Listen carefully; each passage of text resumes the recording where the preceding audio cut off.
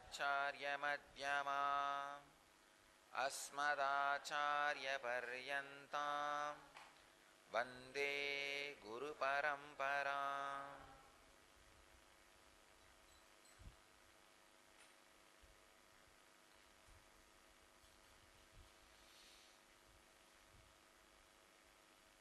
I welcome you all with my love and respects.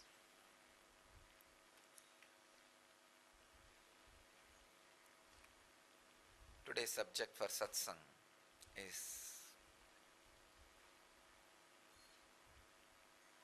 devotion. Dance your way to divinity. As you are all aware, I am continuing my series on the sacred sentiments, devotion and bhakti.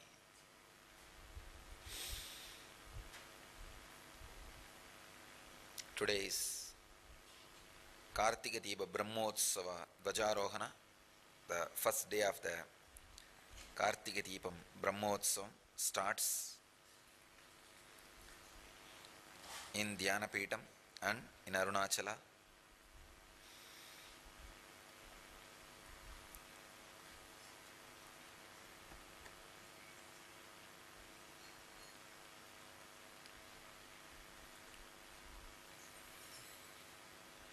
Dance your way to divinity.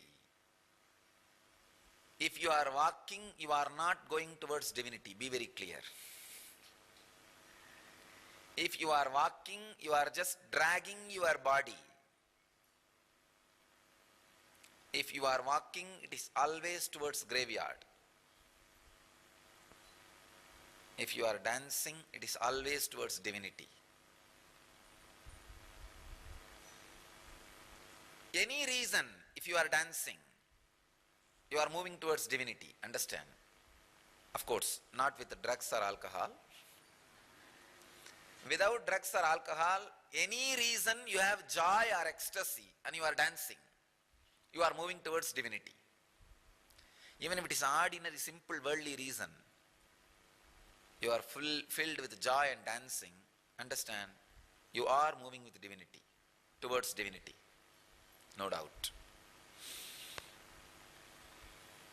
You are moving towards divinity.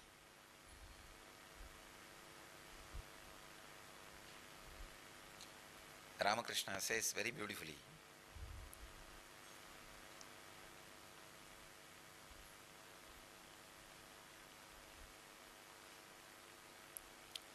if there are a lot of birds on a tree, if you clap your hands standing below the tree, all the birds will fly away. Same way, if you are clapping your hands and dancing, all the karmas in your heart will fly away. It's a very colloquial village example, but I tell you, it's truth.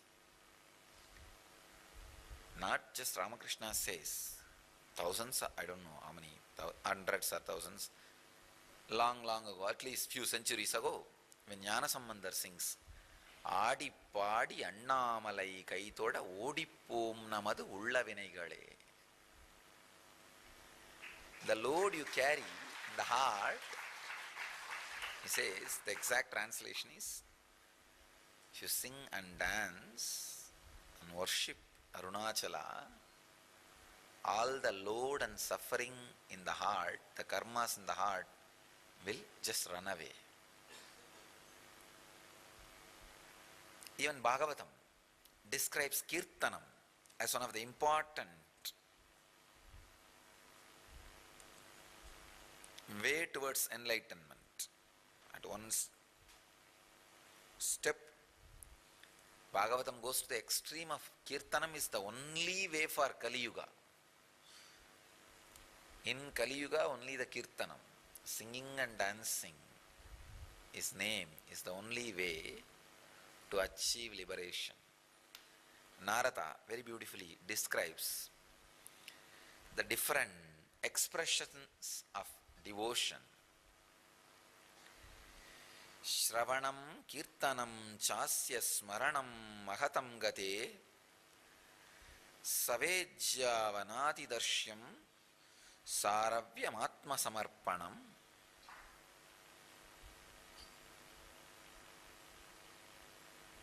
Hearing about him, singing his praise, remembering him always, attending on him, taking care of him, worshipping him,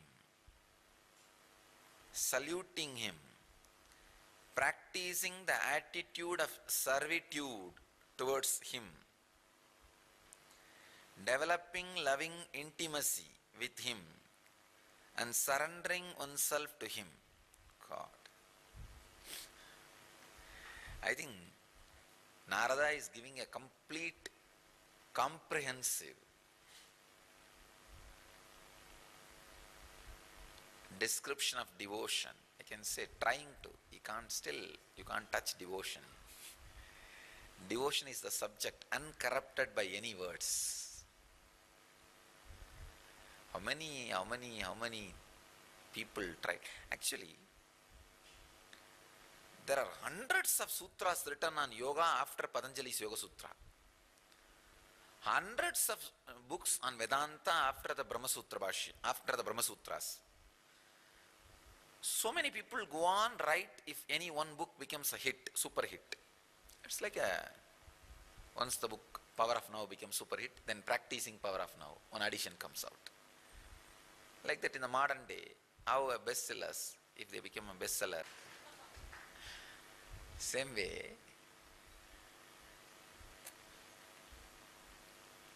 when a book becomes super hit, naturally hundreds of books will be written in the same theme and the title and the look and feel of the same trend.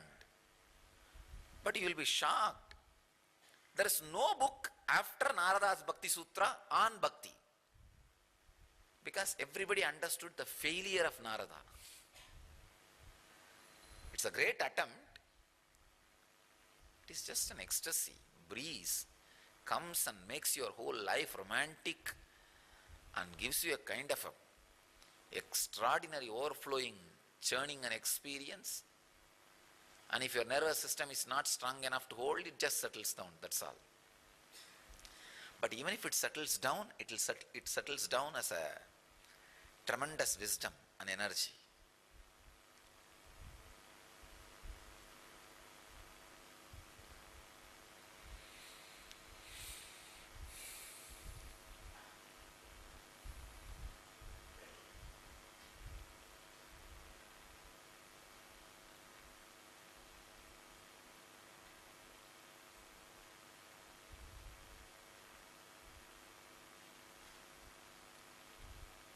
Nobody was able to capture bhakti.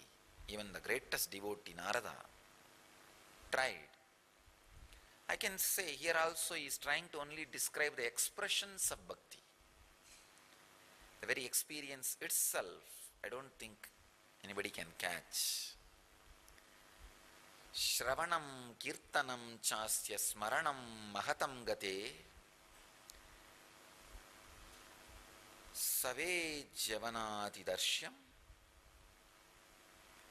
Saravyam samarpanam. Hearing about him, singing his praise, remembering him always, attending on him, worshipping him, saluting him, practicing the attitude of servitude towards him, developing loving intimacy with him, and surrendering oneself to him.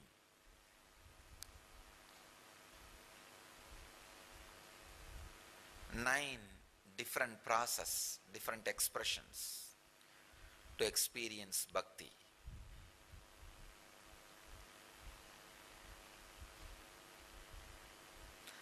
In these nine, Kirtanam is also one. Singing and dancing is also one. The second is Kirtanam. First Sravanam, remembering. Then second, singing is praise. Singing and dancing together is called Kirtanam. In these nine, other than Kirtanam, all 8 what I said, attending on him, worshipping him, saluting him, all the other 8 is like a breeze, comes, gives you the extraordinary romance experience, and it will settle down.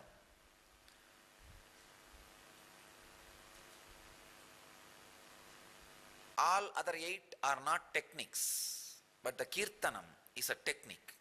Means you can practice it. You can practice it to experience bhakti.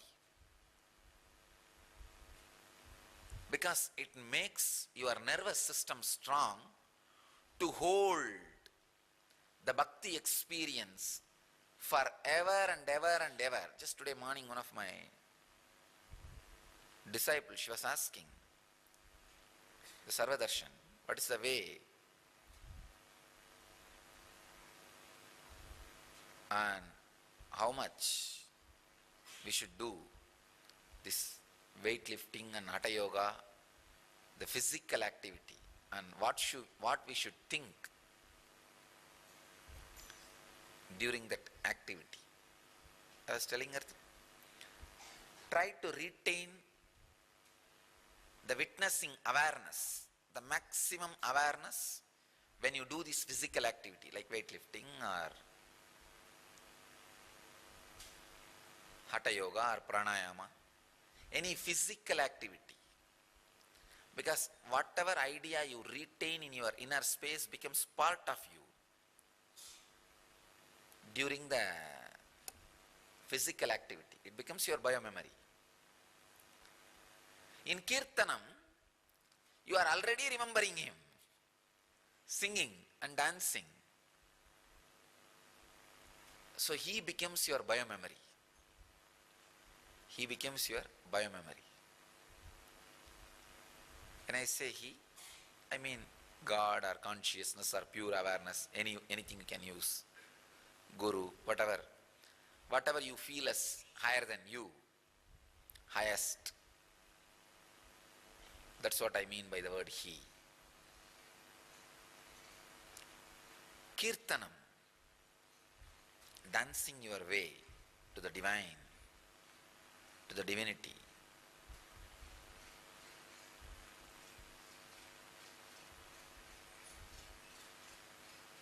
Can be a very powerful technique. It just makes you a light being. Ramakrishna again and again says, he had some of the educated disciples. When there is a kirtanam, singing and dancing, they will not dance because of the prestige and the social thing. He will tease them. He will tease them. Kirtanam makes you a light being. I tell you, carry a light being. Nothing can touch you. Nothing can touch you. Just a light being. Always carry a light being. Understand, I am defining character. Character means carrying a light being. That's all. Nothing else is character. Understand, nothing else is character.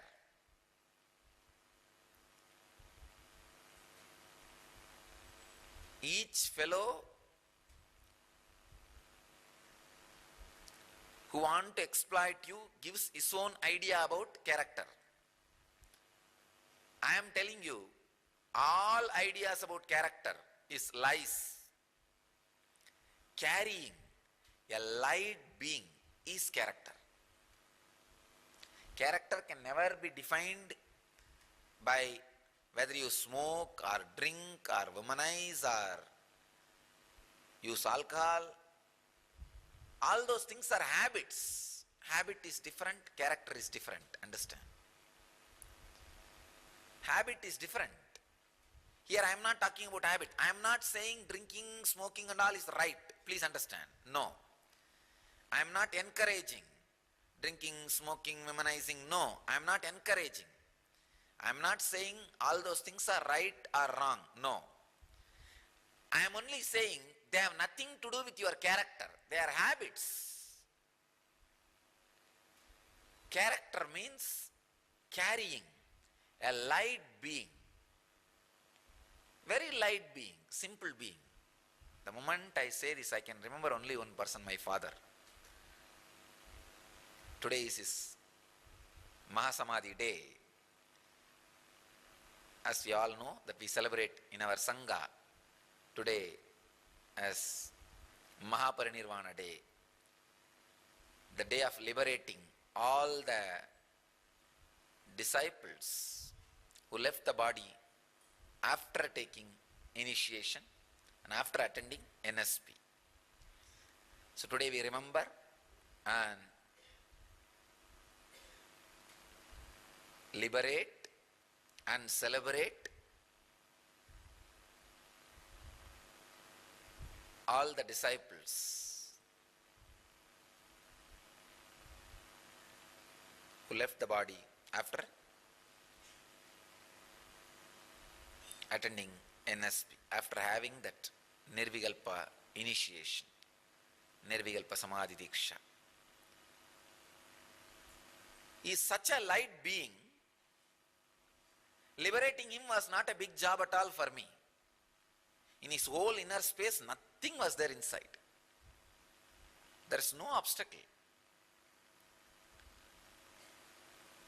There was nothing holding. I tell you, carrying a light being is liberation. Only a person who carries a light being will be able to sing and dance.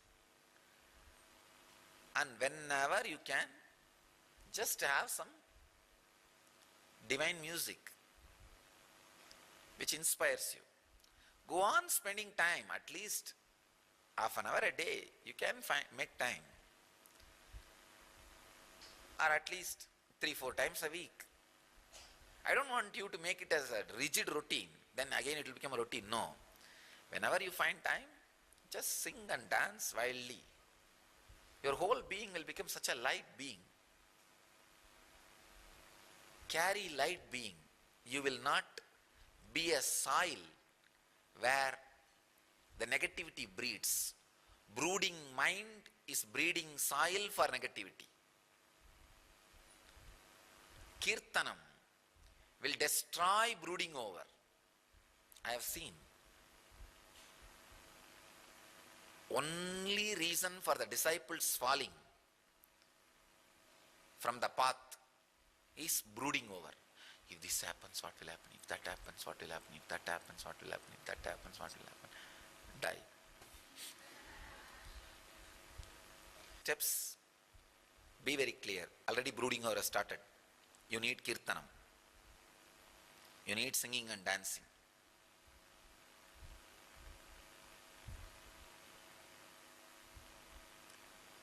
Shravanam kirtanam chasya.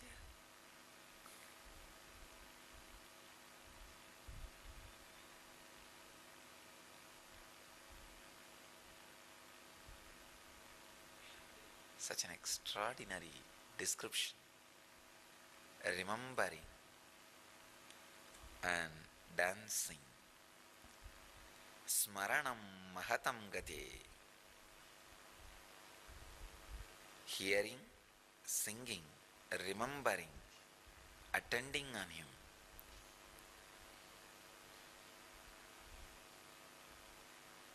It's really difficult. A male can write such a detailed description of a bhakti. I really suspect Narada may not have been male. At least in the inner space. Such, because the attending and male consciousness is completely two opposite extremes.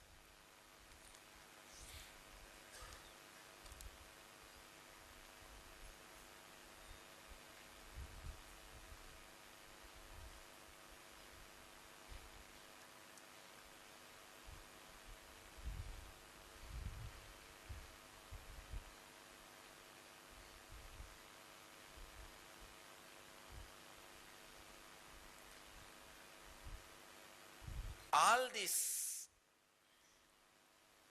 other methods are more like expressions. You can't do anything to have it. But Kirtanam, you can do it. It can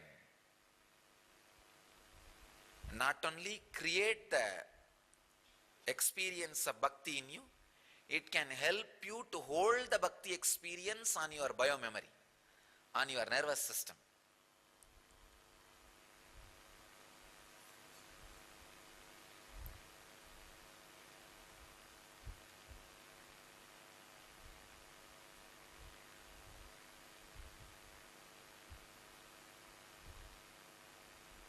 I think I have to end my discourses on the sacred sentiments today,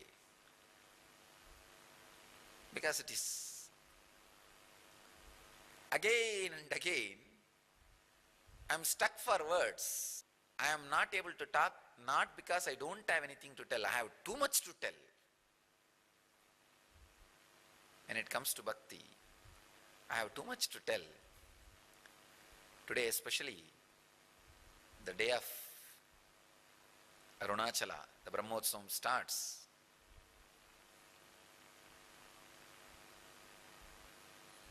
Just on that one line, Adi Padi Annamalai Kaidoda Odipom Namadu Ulla Vinegale, can go on expanding.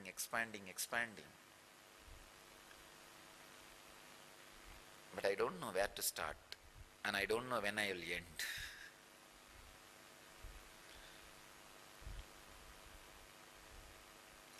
So more than giving expressions and descriptions, I'll end with a technique.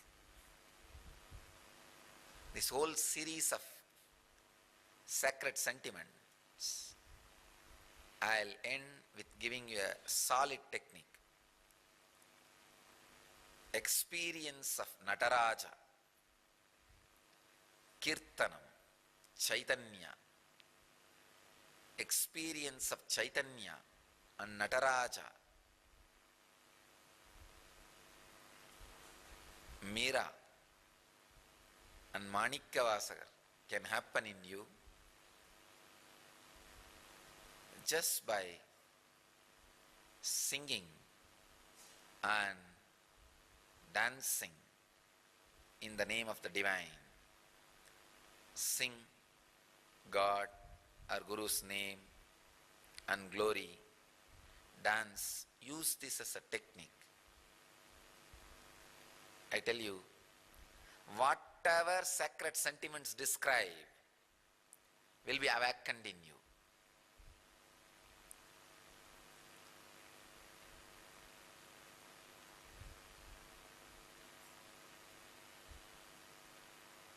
I remember when I was doing my Parivrajaka, in the road I will be just singing and dancing and walking for hours. On the ecstasy level, the joy and the bhakti gets created, and the stability, the days or months that experience stays inside the system is just unimaginable. You don't need anything from outer world to create pleasure in you. If you got the ecstasy, if you just got the taste, if you click with this Shravanam and Kirtanam, singing and dancing. Shravanam means listening, hearing. Kirtanam means singing and dancing. Singing and dancing not only creates the wave of devotion in you, your nervous system becomes so strong that wave of devotion settles in you. You retain the biomemory of devotion. So from tomorrow, I'll start the new important dimension of my avataric mission, Siddha. I'm going to start speaking on Siddha tradition. Not only the medicinal aspects of Siddha, Kriya, Siddhis, all other aspects and dimensions of Siddha tradition.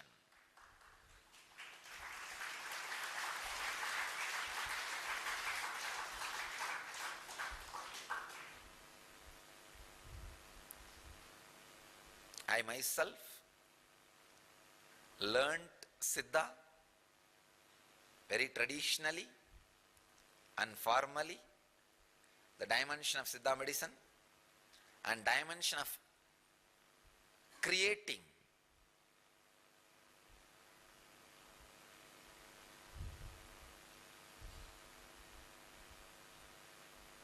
different siddhis in the human body and in the outer world. And another one important thing, no other tradition in the world can claim, this is the unique thing, unique contribution of the Siddha tradition, awakening the non-mechanical parts of the brain through herbs and medicines. Understand? Only Siddha tradition was able to give spiritual experience through medicines and herbs.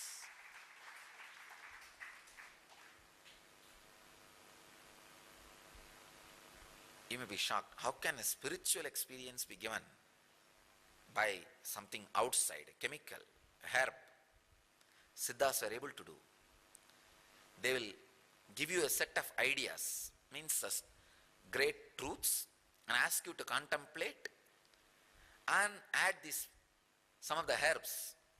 These ideas will become reality in you and get settled in your biomemory because of the effect of that medicine.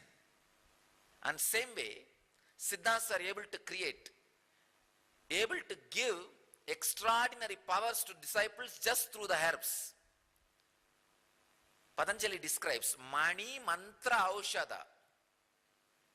Mani means great truths. Realizing the great truths will give you extraordinary power. And mantra means techniques. Practicing techniques will give you extraordinary powers. And the third important thing, Patanjali says, Aushada. Through proper medicines, you can achieve and experience extraordinary powers. Ayurveda can only cure your body through herbs, bring you back to health. But the Siddha tradition can give extraordinary powers to your body and mind just through herbs and medicines. From tomorrow, I'll start revealing the great secrets of Siddha tradition to the world. I think this is going to be one of the greatest contribution and one of the major dimension of my avataric mission.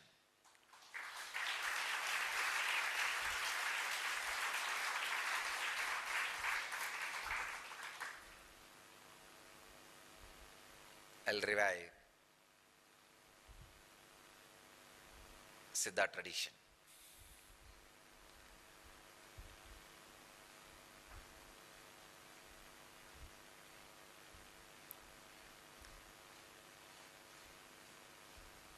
Today,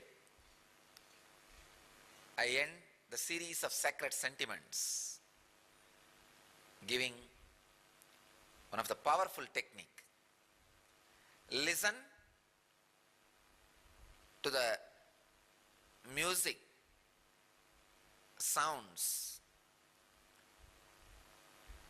glory and praise of God or Guru who creates devotion, who stimulates devotion in your heart, and dance wildly using the whole body. Enjoy that music using the whole body. That's what I call dancing, kirtanam. At least 21 minutes. Let this become part of your lifestyle.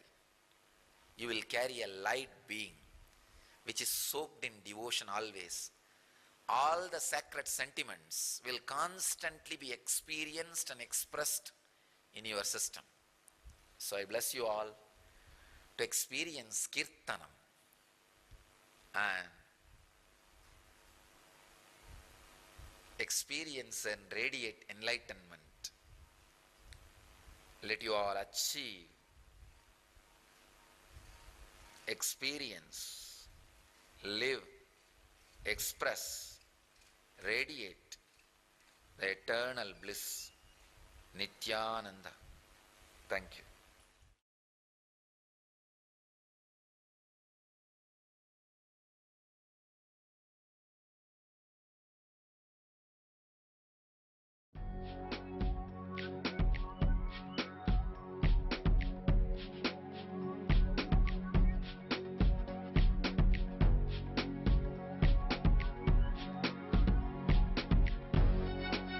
All that I taste, all that I smell, I offer to you, Swami Nithyananda. All that I see, all that I hear, I offer to you, Swami Nithyananda. Like this dance, and this song, and this joy, I surrender to you. All that I feel, all that I am, I offer to you, Swami Nithyananda. Puragaram, Karunavataram, Samsara Saram, Bhujagendraharam, Sada Vasantam, Hridayarvinde, Bhavam Bhavani, Sahitam Namami. All of my dreams,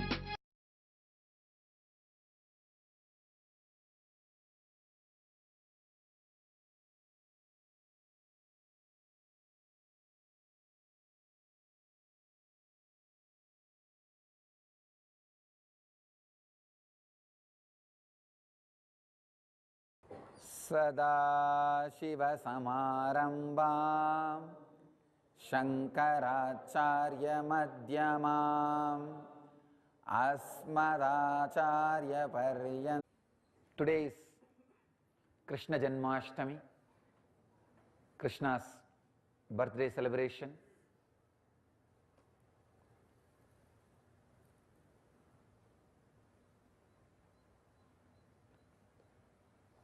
One of the greatest happening happened to the human consciousness on this very day.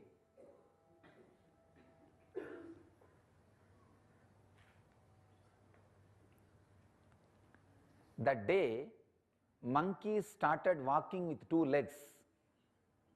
Breakthrough. One of the major breakthrough in human consciousness happened. The human beings have started evolving. Same way, the day Krishna happened, greatest breakthrough in spiritual consciousness happened. Krishnastu Swayam Bhagavan. Krishna is very God himself. Purnavatara.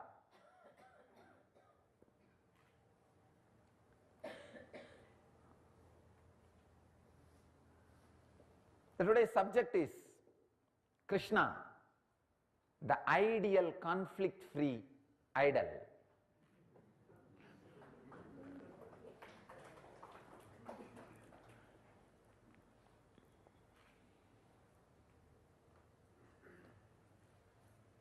I don't know how I am going to describe Krishna.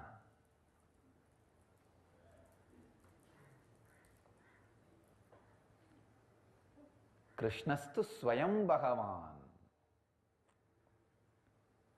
Krishna is very God. God himself landed in the human body.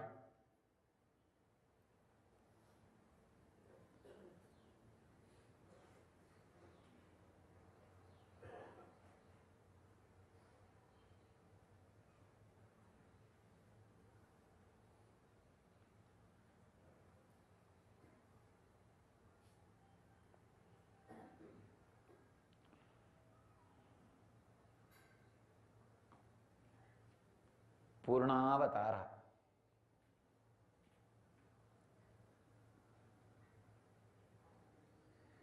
He set a trend for incarnations.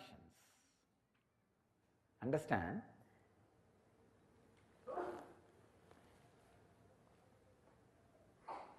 Like how in each field people give a breakthrough in that field, set a trend. He set a trend for how an incarnation should land and express, exhibit, and make themselves available to the human consciousness.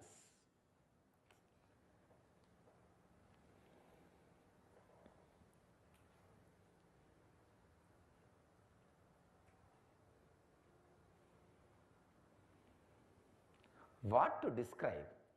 Whether it is whether he is multidimensional human personality or extraordinary energy expression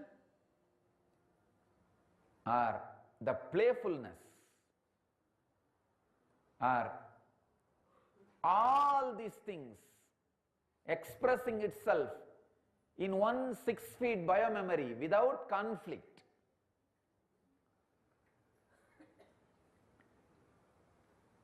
He escaping from a war and his courage, both has no conflict. His romance and his knowledge has no conflict. The Radha Krishna and Gita Krishna, no conflict. You cannot imagine a guy who is having so much of romance, the outrageous flirt, the most outrageous flirt happened on the planet Earth. Standing in the war field and giving Gita, the most comprehensive, unabridged dictionary of the world philosophies. Both can happen from one brain without conflict. I know for sure, if Radha had the doubts of Arjuna, Krishna would have delivered Gita to very Radha in that very romance mood. Or Arjuna had the romance mood and the devotion, he would have flirted with Arjuna during the deliverance of Gita. He doesn't need even 2 different times to deliver the different dimensions. If you need 2 different times to deliver 2 different dimensions, you have conflict inside. Here is a personality like Krishna, because there is no conflict.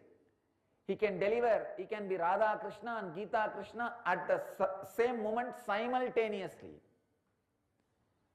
If Radha and Arjuna was there next, he would have been playing both games at a time. He is capable. Because he is conflict free. He can let Yashoda bind himself in a small stone, the rice grinding stone, and he can break the Maruda trees, liberate the Gandharvas. He can be doing the both powerless, innocent baby, could be bound, and expressing extraordinary power of breaking 2 Maruda trees, not a joke, and liberating 2 Gandharvas.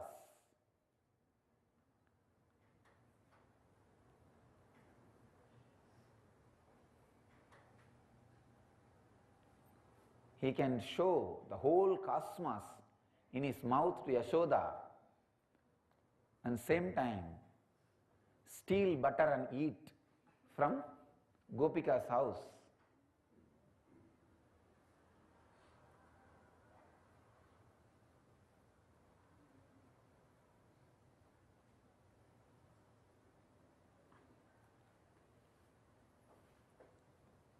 There is a story.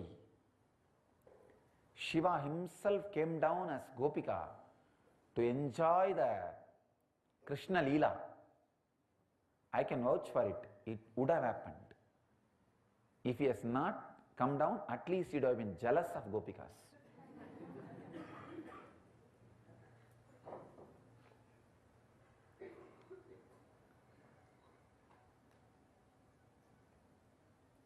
He is the master who expressed all dimensions of an incarnation. There is no dimension which he has not expressed during his physical happening in the planet Earth. Amazing strategy, planner, unimaginable, yogi, incredible intelligence and outrageous romance,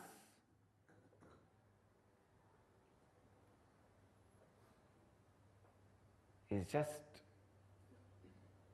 undescribable, unbound energy happened with utmost innocence and simplicity.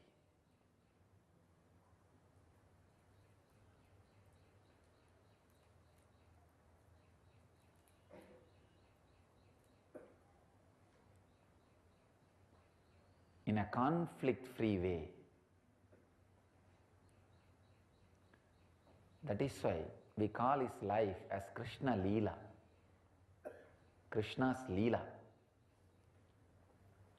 It's a complete conflict-free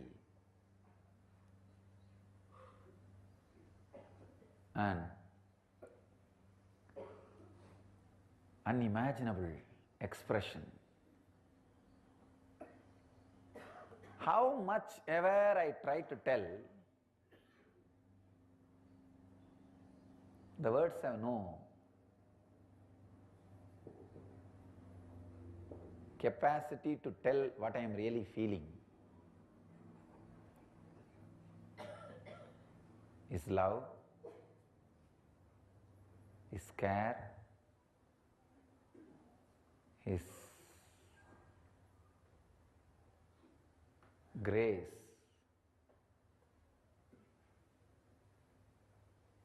every incident in his life,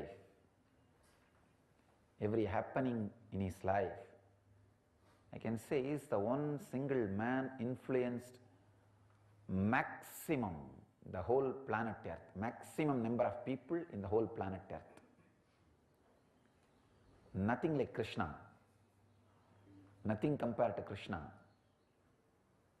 One whole country still celebrates his birthday after we don't even know how many thousands of years, and still he is a beloved for millions.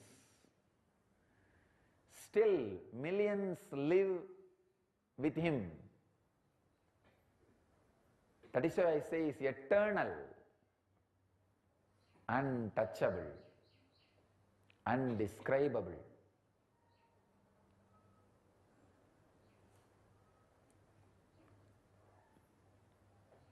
You can't define him.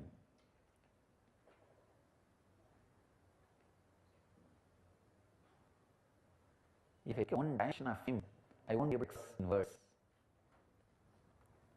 Because all dimensions expressed in him so beautifully, conflict-free.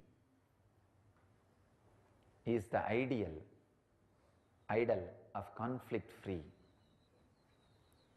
His grace,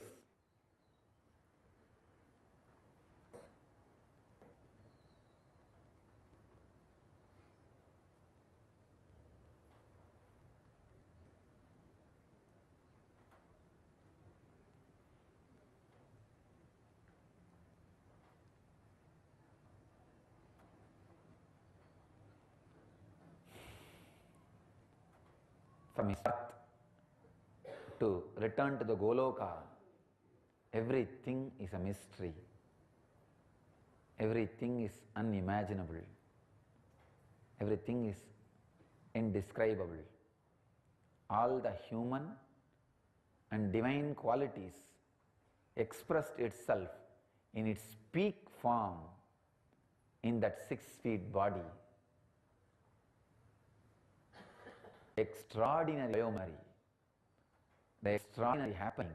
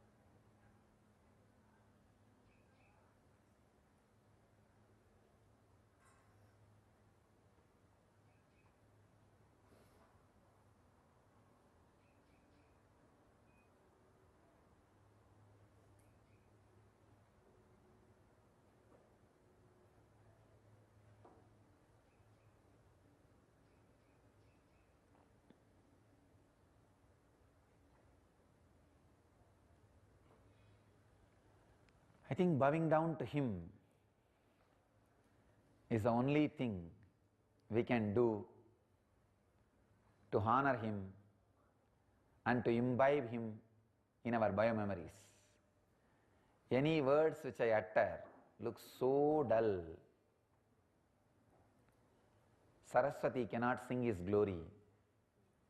Vedas cannot describe His greatness. Putting our head at His foot, offering our respects is the only way to imbibe Him.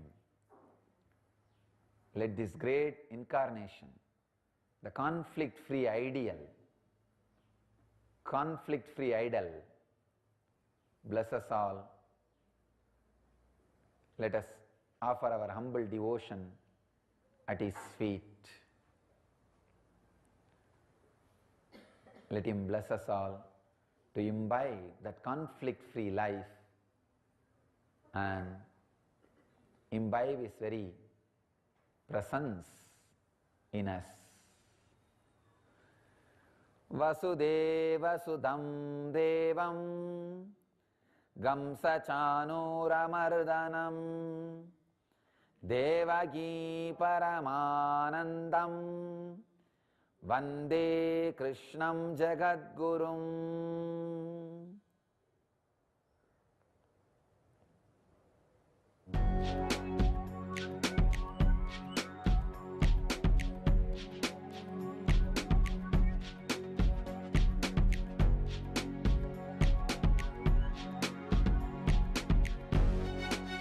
All that I taste, all that I smell, I offer to you, Swami Nithyananda.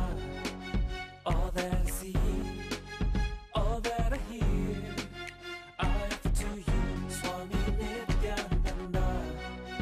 Like this dance, and this song, and this joy, I surrender to you. All that I feel, all that I am, I offer to you, Swami Nithyananda. Uragaram, Karunavataram, Samsara Saram, Bhujagendraharam, Sada Vasantam, Hridayaravinде, Bhavam Bhavani, Sahitam Namami. All of my dreams,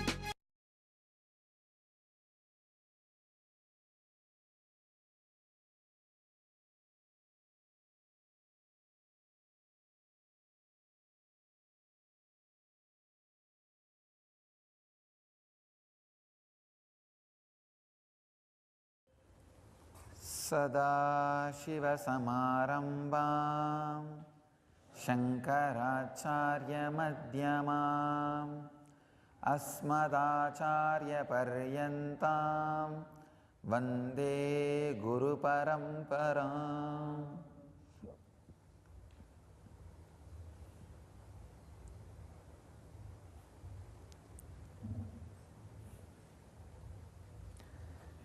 Today's subject is Anandagandha Chakra, source of superconscious healing.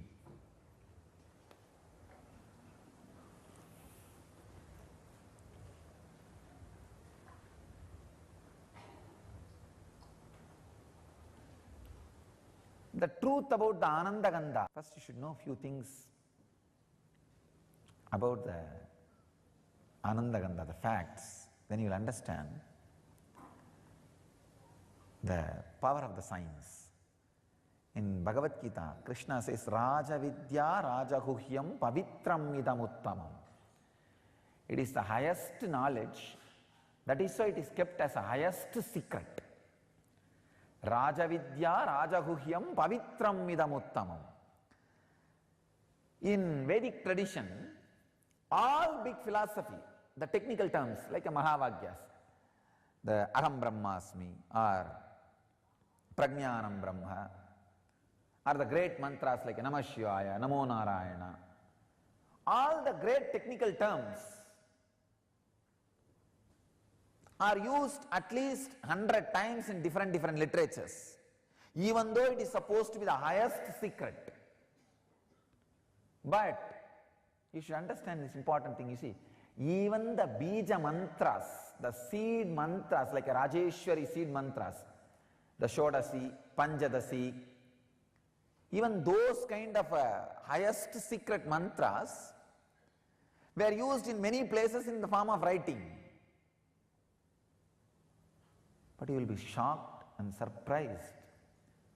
This great science, Rajavidya, Anandagandha, this word is used throughout Sanskrit literature only in one place in Shankara, in Vishwanatashtakam. I can say no Sanskrit word can claim, forget about spiritual truth, no Sanskrit word in the whole Sanskrit language is used only in one place, only in one by one master in the whole spiritual literature. This word Anandagandha is used only by Shankara, only in one place, Vishwanatashtakam.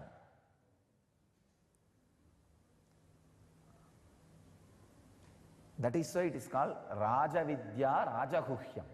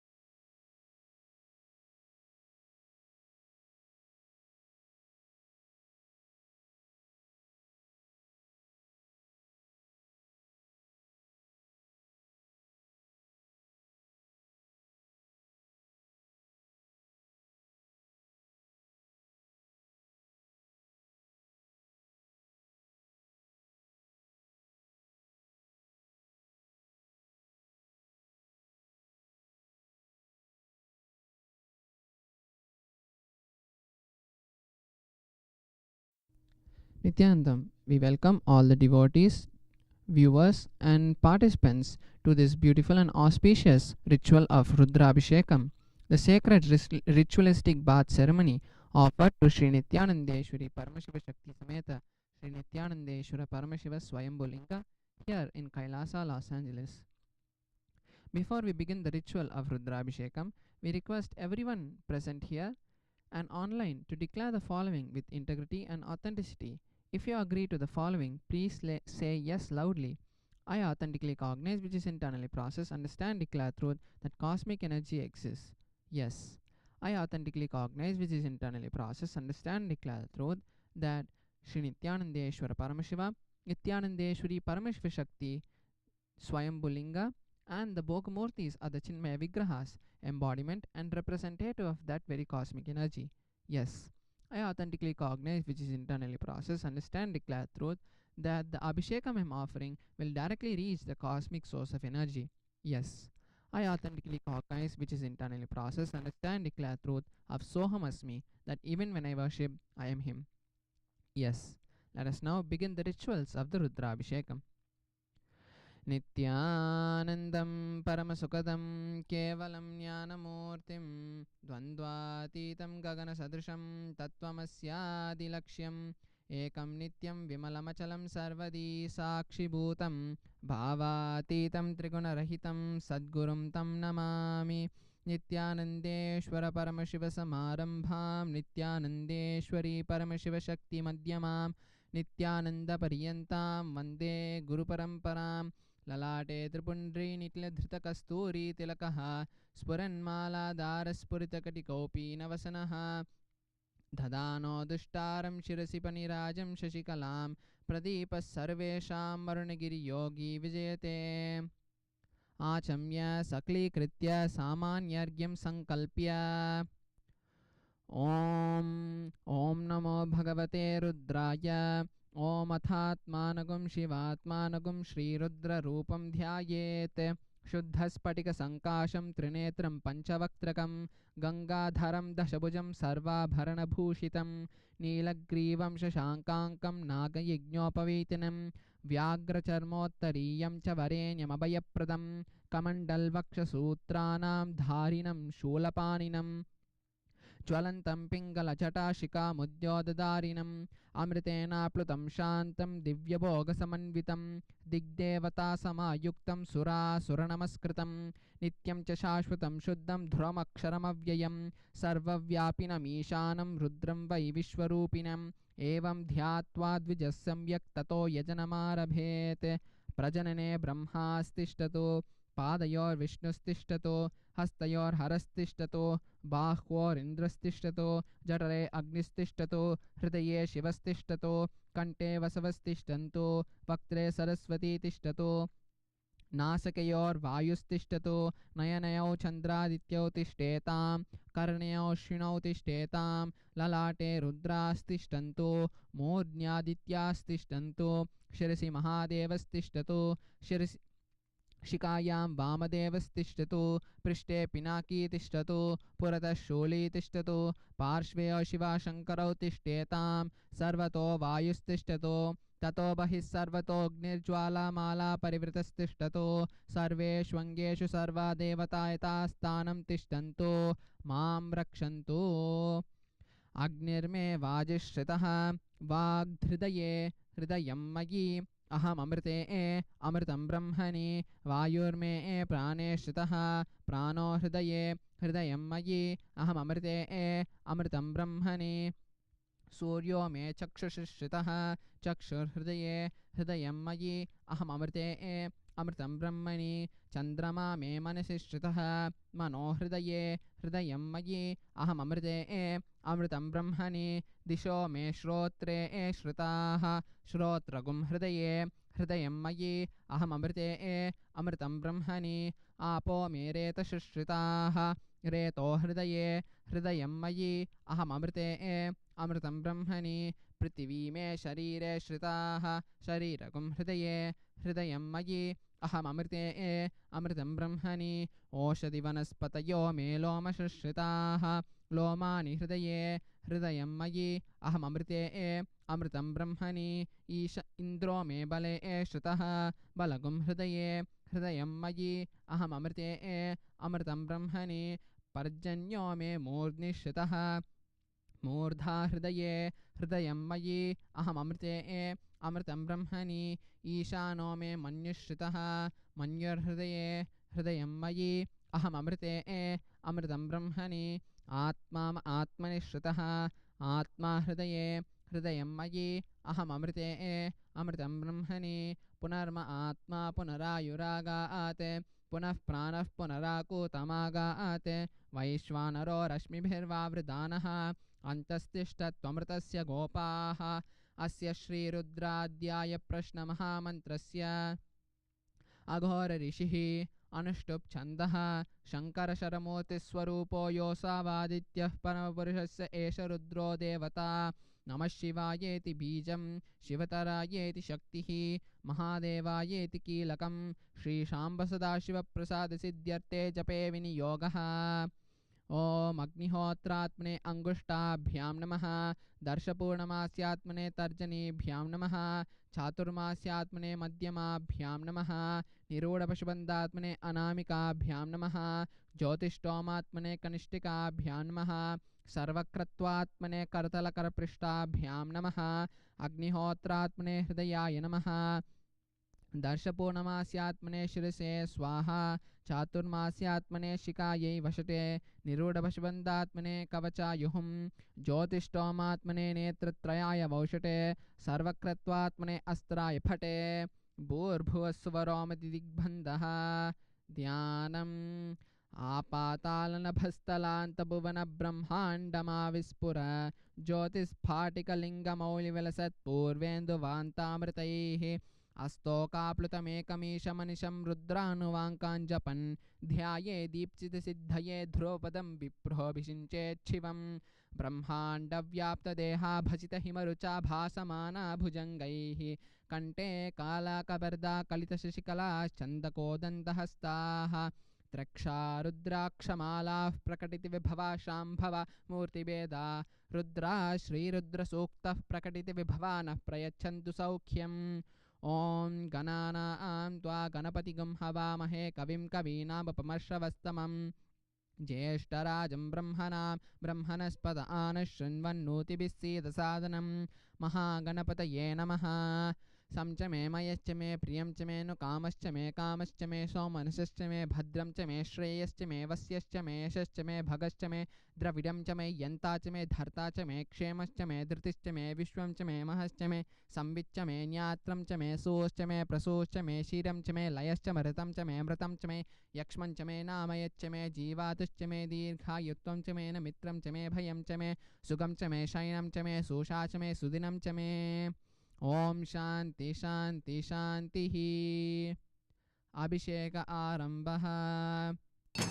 ॐ नमो भगवते रुद्राय ॐ नमस्ते रुद्रमन्यव उतो दैशवे नमः नमस्ते अस्तु धन्वने बाहुभ्यामुत ते नमः या दैशशिवतमा शिवं बभूव ते तनुः शिवा सरव्या या तवतया नो रुद्रमडया या ते रुद्रशिवा तनोरघोरा पापकाशिनी तया नस्तनुवाशं समया गिरिहन्ताभिचाकशीः यामिषं गिरिशन्तहस्ते विदर्श्यस्तवे शिवां गिरित्रतां कुरुमाहिकं ते पुरुषं जगते शिवेन वत्सा द्वागिरिसाच्छावदामति कृतानस्तप्रमित्यकृतयत्मकं सुमना अस्ते अध्यवोचति वक्ता प्रथमोऽधैर्योऽभिषके अहीगिश्च सर्वान् जम्बयन् सर्वा आशयातु धान्यः अदो व्यस्ताम्रो अर्णुतबभ्रुस्तु मङ्गलः ये क्षेमागुं रुद्रा अपितो तिक्षुश्रुता सहस्रशो वै शाकुं हेदहीमहे असोव्यो वसर्पति नीलग्रीवो विलोहितः उदैनं गोपा अधुषण्णकुषण्णदहार्यः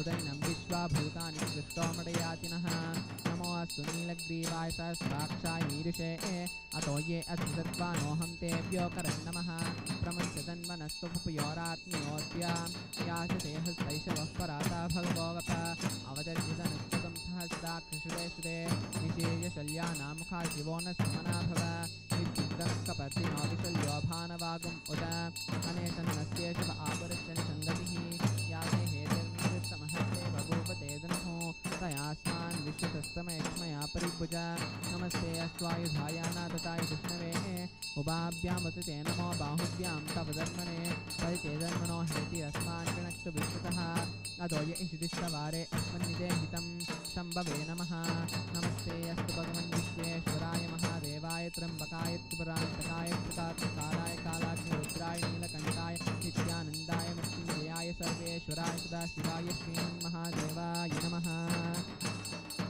नमो हिरण्यवाहवे सेनान्यदिशां च पतये नमो नमो विश्वेभ्यो हरिकेशेभ्यः पशूनां पतये नमो नमस्तस्मिङ्गराय गृहीमते पतीनां पतये नमो नमः पब्लुषाय विव्याजनेनानां पतये नमो नमो हरिकेशायोपवीते भक्तानां पतये नमो नमः भवद्भिहेत्ये जगतां पतये नमो नमः रुद्राय प्रसादिने क्षेत्राणां पतये नमो नमः सूतायाहन्त्याय यवनानां पतये नमो नमो रोहिताय स्थपतये वृक्षाणां पतये नमो नमः मन्त्रिणे वाणिजाय कक्षानां पतये नमो नमो भुवन्ते वायुवत्कृताय औषधीनां पतये नमो नमः उच्चैर्घोषाय वन्देते पत्नीनां पतये नमो नमः कृष्णवीताय धावते सत्त्वनां पतये नमः नमस्तहमानाय व्याजन व्याजनीनां पतये नमो नमः सुगुबाय जननीये देनानां पतये नमो नमो निषङ्गिन इषितमते तस्कराणां पतये नमो नमो वञ्चते परिवञ्चते तायूनां पतये नमो नमो निचैरवे परिचरायारण्यानां पतये नमो नमस्त्रकाविभ्यो जिगागुं सद्योमुष्टतां पतये नमो नमस्त्रमध्यानक्षान्तरभ्यः प्रकृतानां पतये नमो नमः उष्णीर्णे गिरिचराय कुञ्जानां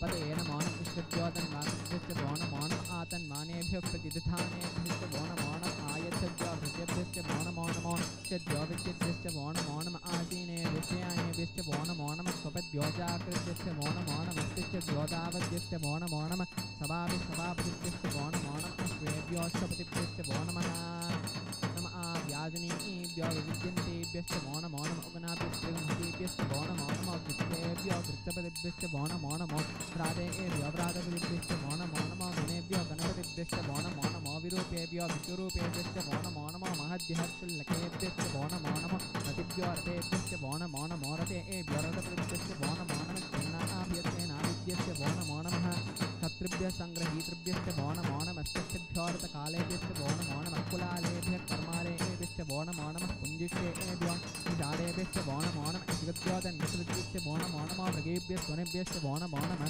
स्वभ्यः स्वपतिभ्यश्च वो नमः नमो भवाय च रुद्राय च नमः शर्वाय च पद्मपतये च नमो नीलग्रीवाय च श्रीकण्ठाय च नमः कपद्दिने च युक्तकेशाय च नमः सहस्राक्षाय च तदन्मने च नमो गिरिशाय च शिवनिष्ठाय च नमो वीरश्रमाय शेषमदे च नमो ह्रस्वाय च वामनाय च नमो बृहते च वृषीयते च नमो वृद्धाय च संवृत्वने च नमो अप्रियाय च प्रथमाय च नमः आसवे च गिराय च नमः श्रीव्याय च शीव्याय च पूर्ण्याय च वसुन्याय च नमः श्रोतस्याय च द्वीप्याय च नमो दिव्याय च हरण्याय च नमो कृष्णे च प्रमशाय च नमो भूताय च प्रहिताय च नमो निषङ्गिने च शुद्धमते च नमः श्रीकृष्णे च वेत्सार्जुने च नमः स्वायुधाय च तदङ्गणे च नमः श्रुत्याय च पत्याय च नमः भाग्याय च नीत्याय च नमः स्तोत्याय च रस्याय च नमः नाट्याय च वैशन्ताय च नमः कोट्याय च वट्याय च नमो वर्ष्याय च वर्ष्याय च नमो मेघ्याय च विद्याय च नमः ईद्रियाय च तप्याय च नमो वाक्याय च रेश्म्याय च नमो वास्तव्याय च वास्तुपाय च नमः सोमाय च रुद्राय च नमः साम्राय च अरुणाय च नमः शङ्गाय च पद्मपतये च नमः उग्राय च भीमाय च नमः अग्रेवदाय च दूरेवदाय च नमो हस्रे हनीयते च नमो विक्षेभ्यो हरिकेशेभ्यो नमः ताराय नमः शम्भवे च न्योभवे च नमः शङ्कराय च महेश्वराय च नमः शिवाय च शिवधराय च नमः तेत्याय च कूल्याय च नमः भार्याय च भार्याय च नमः प्रतरणाय चोत्तरणाय च नमः आचार्याय च लाड्याय च नमस्याय च धेन्याय च नमः तिरक्याय च प्रभाक्याय च नमः हिरण्याय च प्रपद्याय च नमः गन्धद्वारां धुरां दर्शां नित्यपुष्टाङ्करीषिणीं ईश्वरीगुं सर्वभूतानां तामिहोपह्पये श्रियं गन्धान् धारयामि गन्धस्योपरि हरिद्रा कुङ्कुमचूर्णं समर्पयामि पुष्पैः पूजयामि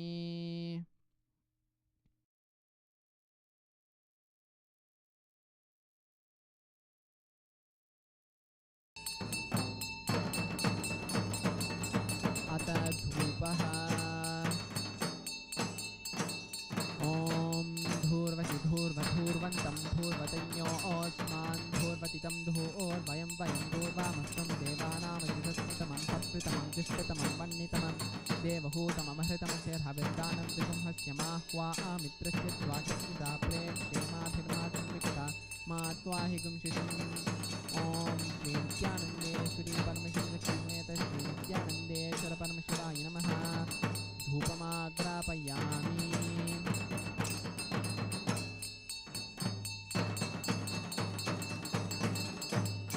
अथ दीपः ॐ मुक्तिभ्यस्वजातवेदोपग्निर्जन्मम पशुभिस्तमक्षमावह जीवनं च दिशो दिश मानोहिगं शेषजातवेदो कामश्वं पुरुषं जगत् अभिभ्रतज्ञ आगहि श्रियामा परिपातय ॐ श्री नित्यानन्देश्वरी परमशिवशक्तिसमेत श्री नित्यानन्देश्वर परमशिवाय नमः दीपं दर्शयामि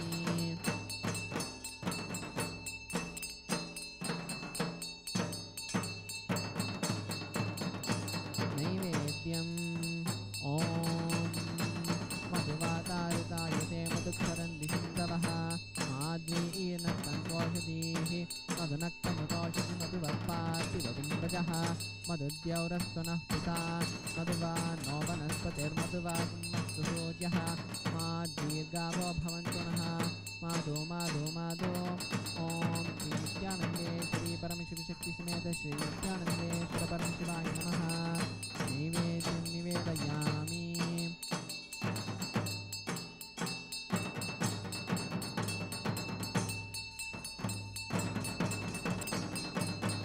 नीराजनम् ॐ सोमो वा एतस्य राज्यमादत्ते यो राजासन् राज्यो वासो मे नेजते देवसुवामेतानि हवीगुंसि भवन्ति एतावन्तो वै देवानागुं सवाः स एवास्मै सवान् प्रयच्छन्ति स एनं पुनः सुवन्ते राज्य तस्याय देवसुराजा भवति तन्महेशाय विद्महे वाग्विशुद्धाय धीमहि तन्नः शिवः प्रचोदयात् तन्महेशाय विद्महे वाग्विशुद्धाय धीमहि तन्नः शिवः प्रचोदयात् तन्महेशाय विद्महे वाग्विशुद्धाय धीमहि तन्नः शिवः प्रचोदयात् ओम श्री नित्यानंदेश्वरी परमशिव शक्ति समेत श्री नित्यानंदेश्वर परमशिवाय नमः मंगलनीराजनं संदर्शयामि रक्षां धारयामि क्षमा प्रार्थना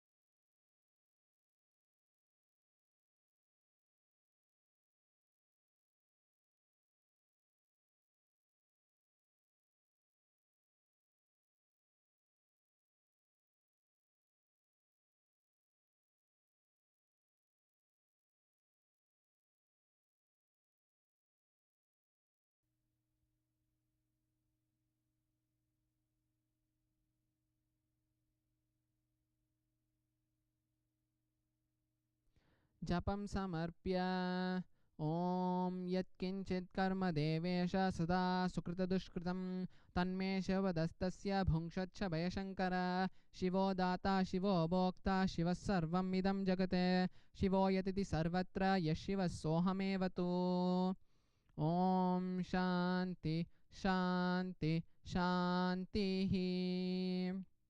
With this, we come to the end of the ritual of Rudrabhishekam. Thank you, Nithyanandam.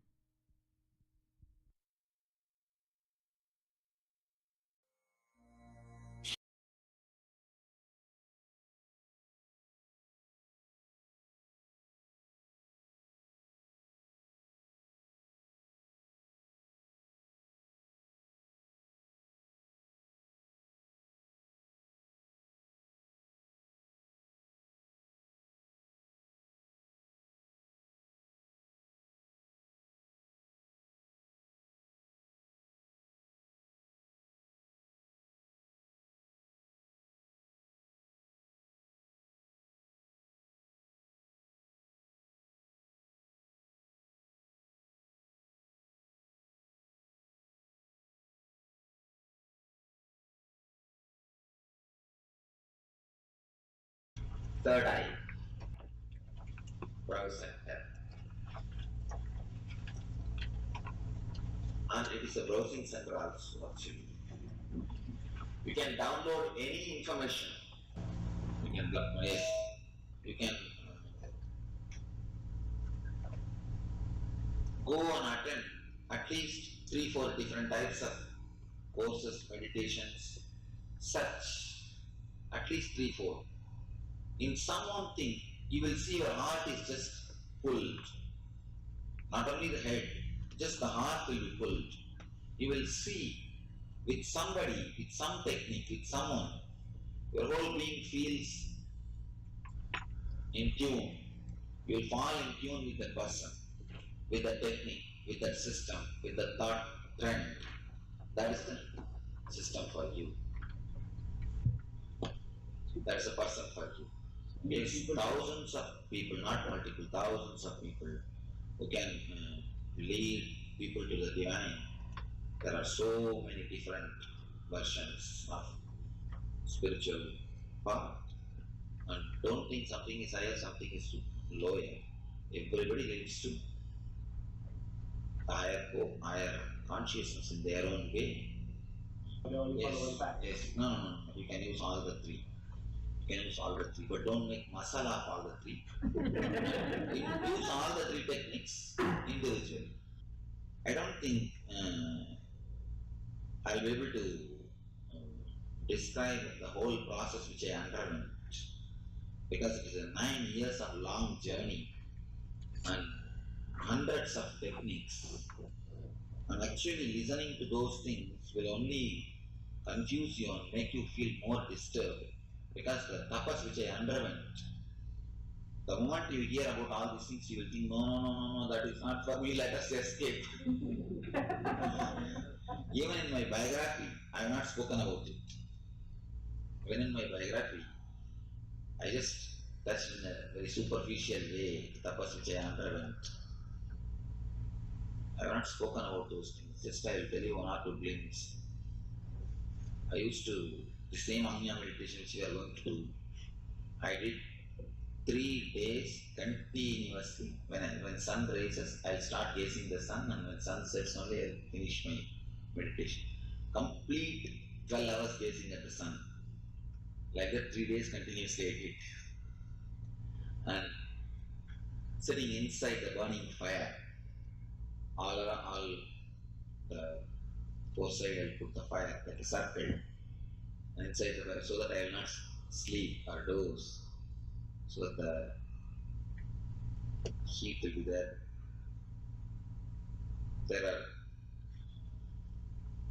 And what you did Vishuddhi yesterday, I used to just walk like anything. Still my body feels that I will die, I will fall. Even then, I'm just walking. Then I used to feel at one point, my body is just walking, I'm witnessing, I'm just behind, I'm stuck, I'm centered, but my body is moving very. So, I tried in a very wild way, because I didn't have a master who can guide me. I tried the techniques in a very wild way. And moreover, I have nothing else to achieve. Either achieve enlightenment or die. My life was not worth, I never felt that my life is worthy of something, that I have to live to achieve something else, to enjoy something else. That worth for life is not there.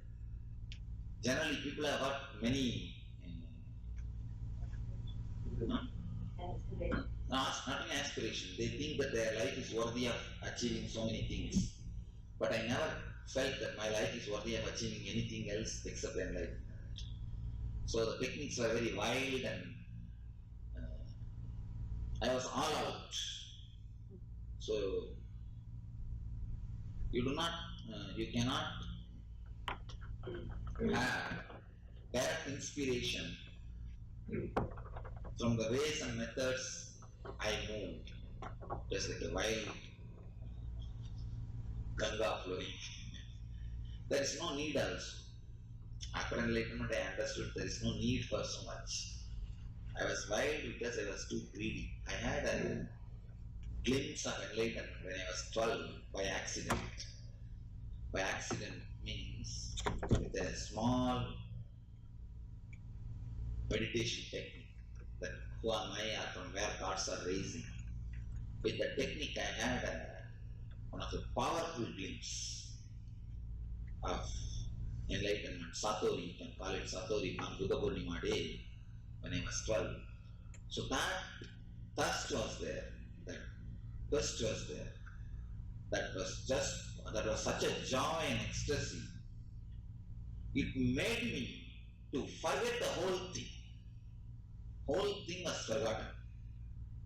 And now the disciples who are writing my biography, they went and stayed in my native place to get the reminiscence of the people, how they lived with me and what way they related with me, to my parents and to my friends, to my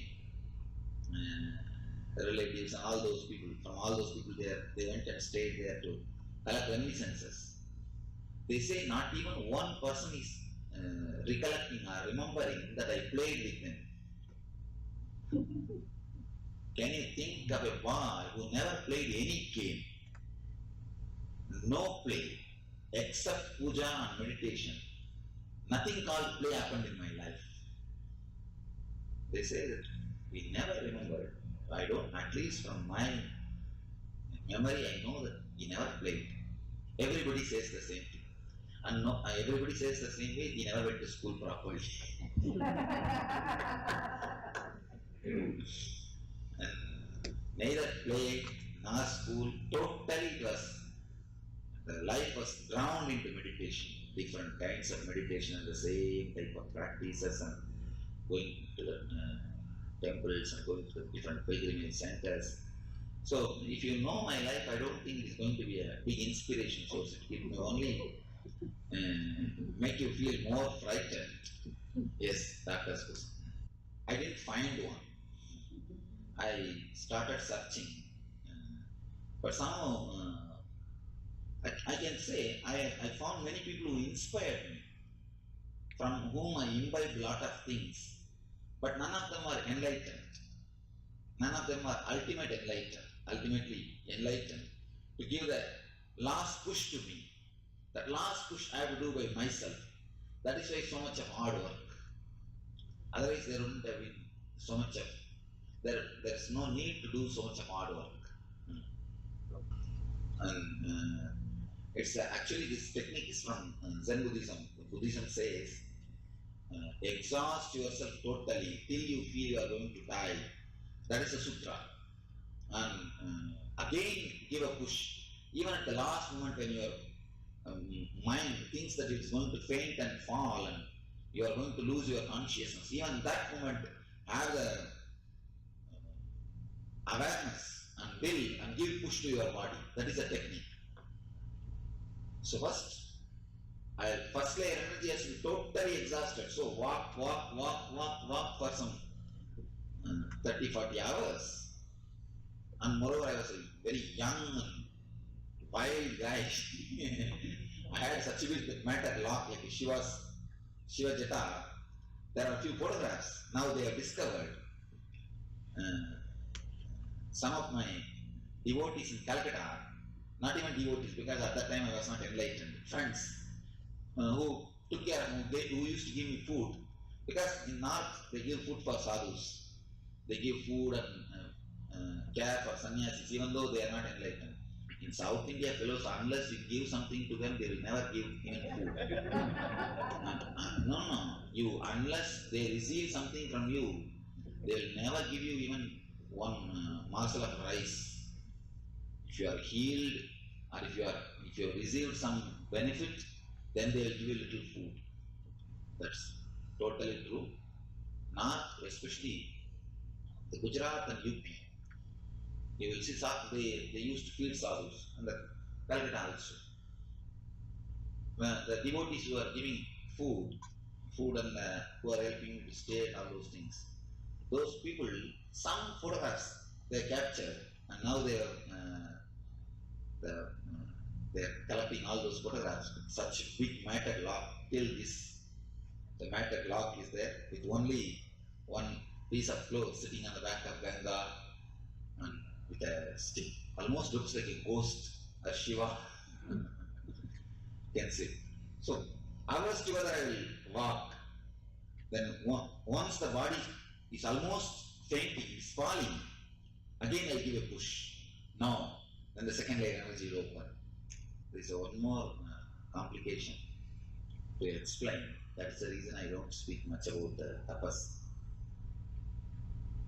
Understand, 100% pure gold cannot take the body.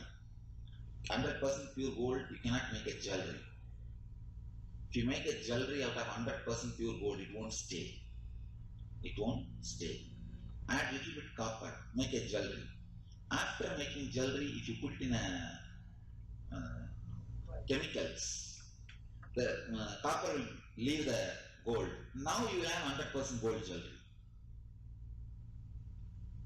So when you take body, add little bit of tamas and rajas, make a body, burn the body by tapas, and the rajas and tamas leaves, again you have pure sattvic body.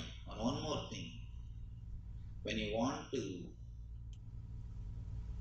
set an example for specific lifestyle, or when you want to radiate the energy, naturally tapas happens through that body. It's a little more subtle and intricate thing. As on now, if you understand this much, that's more than enough. Now, actually, if I answer her, it will confuse somebody else. That is the reason. I do not want to confuse people. I know with what angle she is asking the question. And if I answer that, it will confuse some other people. Next time when he does his roundtable conference, I will ask him. And your question itself is totally foolish.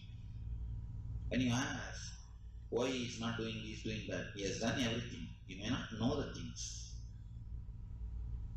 And before I started meditating, I understood. I used to think, why the spiritual path is so long? I have to meditate. After a little bit of meditation, I used to think, wow, what wonderful thing God has given to the world, meditation. The ultimate resort for all the mental stress. So much of joy. Whatever problem may be outside, just turn in a different world. What great relief. And after enlightenment, I thought, wow, it is just pure gift. We have not done anything. We are not worthy of it. It's like you spend $1 to purchase lottery and $100 million you get as a prize. Do you think $1 which you paid for lottery is a prize for the $100 million? Is it equal? No. But you have to do at least that much. Give $1 and purchase lottery ticket. They are very clearly laid out. Only thing, we are not able to find out. They are very clearly laid out. One thing, we live in our own ignorance, and it's not found. We don't find it.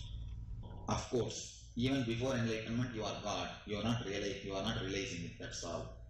Whether you want or not, accept or not, believe it or not, you are God.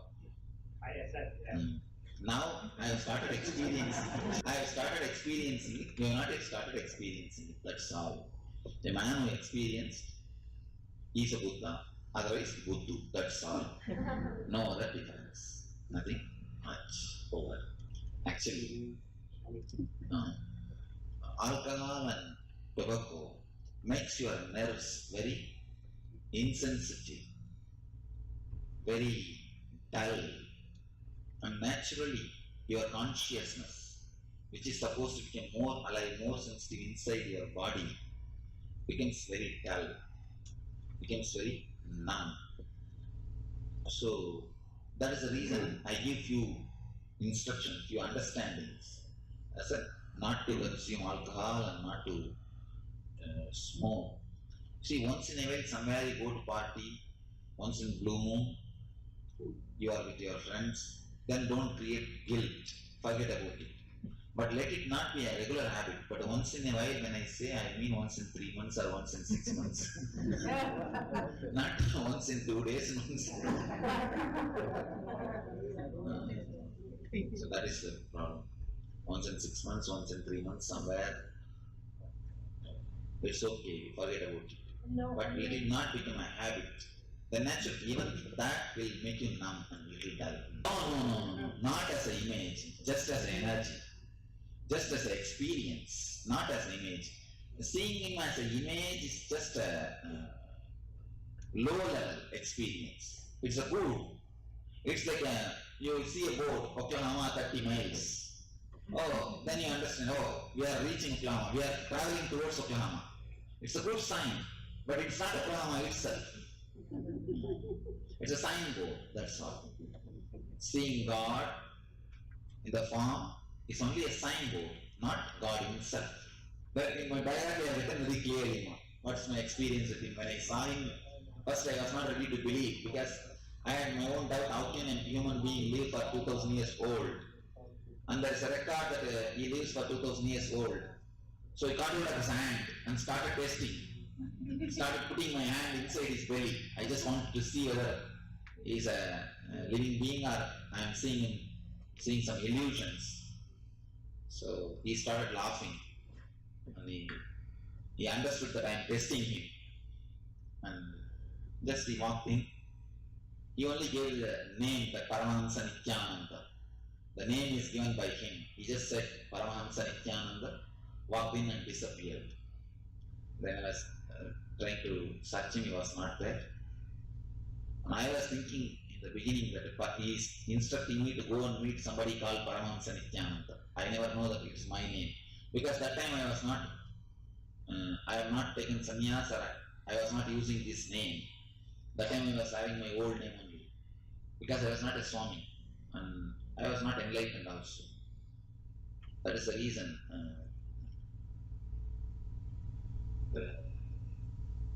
I was not able to understand what he means. Then later on when I received sannyas, the same name was, when the person who gave sannyas, when he gave the same name, I understood. Babaji gave that name. Okay, now enough. Now it is time to go into the meditation. Because this energy center, Anya Chakra, Anya means will. Anya means will. If this energy center is awakened, whatever you will become reality. Will. Anya means will. If this chakra is awakened, whatever you will become a reality. I am not telling you the fairy tale, it's truth. If this chakra is awakened, if you ask on now, 80% of your energy, 80% of your thoughts are wasted just in a very vague thinking. Just in a very vague thinking. It goes on, goes on, goes on. You think this way, that way, this way, that way, this way, that way. No logical connection. Not even directed to your material benefits. Not even directed to any of your benefits. You neither achieve some benefit, nor you neither have a worldly benefit nor the spiritual benefit. Vague thoughts. 80% of your energy is spent in vague thoughts, and only 20% of your energy is used in creativity. Used in creativity. Same way, 80% of your energy spent in vague thoughts means 80% of your energy is getting wasted. If this chakra is awakened, 80% of your energy will be spent in creativity, only 20% will be spent in vague thoughts. This awareness, this chakra is related to awareness and consciousness. This chakra is directly related to consciousness. This chakra is directly related to awareness. This chakra gets locked by ego. You should analyze what is ego. And it opens by innocence and simplicity. Not ignorance, innocence. First we will analyze what is ego.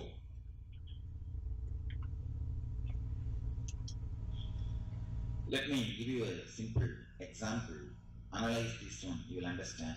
If somebody asks you who you are, Sharada, what will you tell? You will tell first your name, then wife of somebody, then son of somebody, daughter of somebody, then mother of somebody, neighbor of somebody, friend of so and so, this country, this religion, this all you will tell.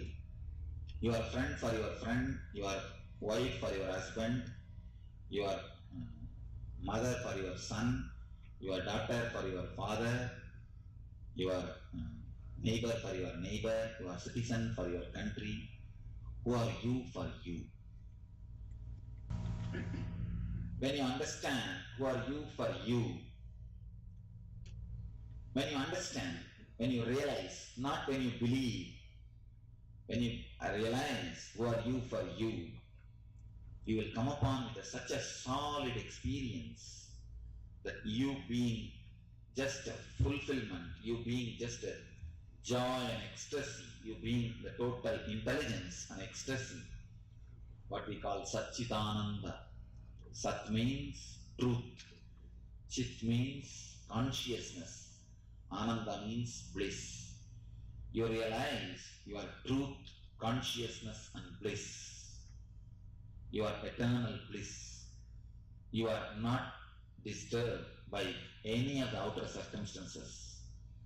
then only what you think as you disappears. Till you understand who you are, you continue to hold on to some mask. See, now, for livelihood, you need to play with some mask. You need to take up the job of doctor, or lawyer, or engineer, some job, some mask you have to play. You are a doctor for your patient, not everywhere.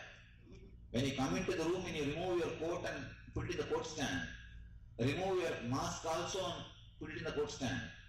But you remove only the coat, you never remove the mask. That is why it is very difficult to live with the professors and teachers. In house also they will be continuously giving instructions, ruling.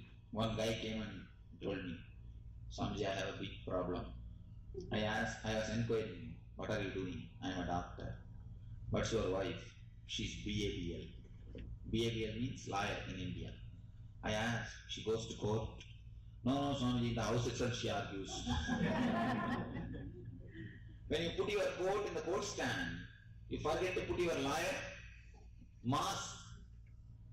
So if you carry the mask to different places, you confuse your identities. Then you start creating enough of trouble. You are doctor for your patients, not always. Always when you carry your mask, if you are too much attached or identified with your mask, some mask, especially which gives you comfort and wealth, you feel identified with that mask. You never try to remove that mask, even in your dreams. Even in your dreams, you continuously carry the same mask. Then you start creating trouble. You stop allowing usual natural energy flow in you. If you are a doctor, all the pharmacy shop will fall in your eyes. You will never see anything else. Neither methanols nor Visar will fall, but all the... When you are identifying yourself with someone mask, you will see the world only through that mask. Other things will never be seen. I had a driver who is a Hindu fanatic. 6 months we used to go by one road. He says once, suddenly I showed him a mask. He says, I never observed this mask once. Once I had to take a right turn in that mask area. I told him how much I tried to explain to him that there is a mask in the road. He was not able to understand. Only when I took him there and showed him, he is able to understand. Swamiji, I never saw this mask for the last 6 months. And such big mask. Next to that mask there is a small temple. He identifies that temple, he remembers that temple, but not the mask. And the mask is 5 times bigger than the temple. That's the mind. When you look through your ego, you look only what you want to look. You don't see what is. So natural intelligence is blacked. Natural intelligence is blacked. Understand? When your natural intelligence is blacked, usually you end up only in the foolish things, doing foolish things. You run for some desire. You run to get a Mercedes Benz. By the time you get a Merc and sit inside, the desire is not there. That's why you feel, I thought something else and something else has landed in me. Something else I have landed in something else. So what do you think as your desire? By the time you achieve, it is not there. So, if it is out of your ego, any identity which you create is not solid identity. According to me, basic right for every human being is enlightenment. Enlightenment is a basic right for every human being. So the education about enlightenment, the intelligence about enlightenment should be given to every human being as a basic right. All the countries are working so much for the curative measurements. They build so many hospitals, so much of money is spent in building hospitals, healthcare homes and curing the patients, curing the people, but very little concern is taken in the level of preventive. Very little care is taken in the preventive level. If some intelligent government, if some intelligent group, if they start giving importance to the preventive measurement, which is the basic lessons of enlightenment, if some group, some community tries this experiment, giving the basic lessons of enlightenment as a basic right to every kid, here education is a basic right. Am I right? And India also, now they made India also. Education is just like that. The education about enlightenment, basic intelligence and techniques, if they are given as a birthright, free and compulsory, as a right, if it is given, there is every chance we don't need so many hospitals and so many jails. We don't need so many hospitals, so many jails and so many curative centers. We can prevent. Of course, it is yet to happen. Any identity with which you associate yourself too much, you are still in condition, social condition. You are not born as Hindu, you are not born as Christian, you are not born as Muslim, you are not even born as a male or female. Your body may be male or female, but your system, you are not born as a Hindu or as a Christian or as an Indian or as an American or as a not with any identity. Your country, your religion, everything is taught to you by society. Society teaches you. Society teaches you. When it becomes a conditioning, naturally you harm yourself and you harm others. Again, we come to the behavioral science you are telling. You said ego and ID. Both are actually one and the same. If you harm yourself, you will harm others. If you harm others, you will harm yourself. You will harm yourself and you will harm others also. Yes. Understand, it is your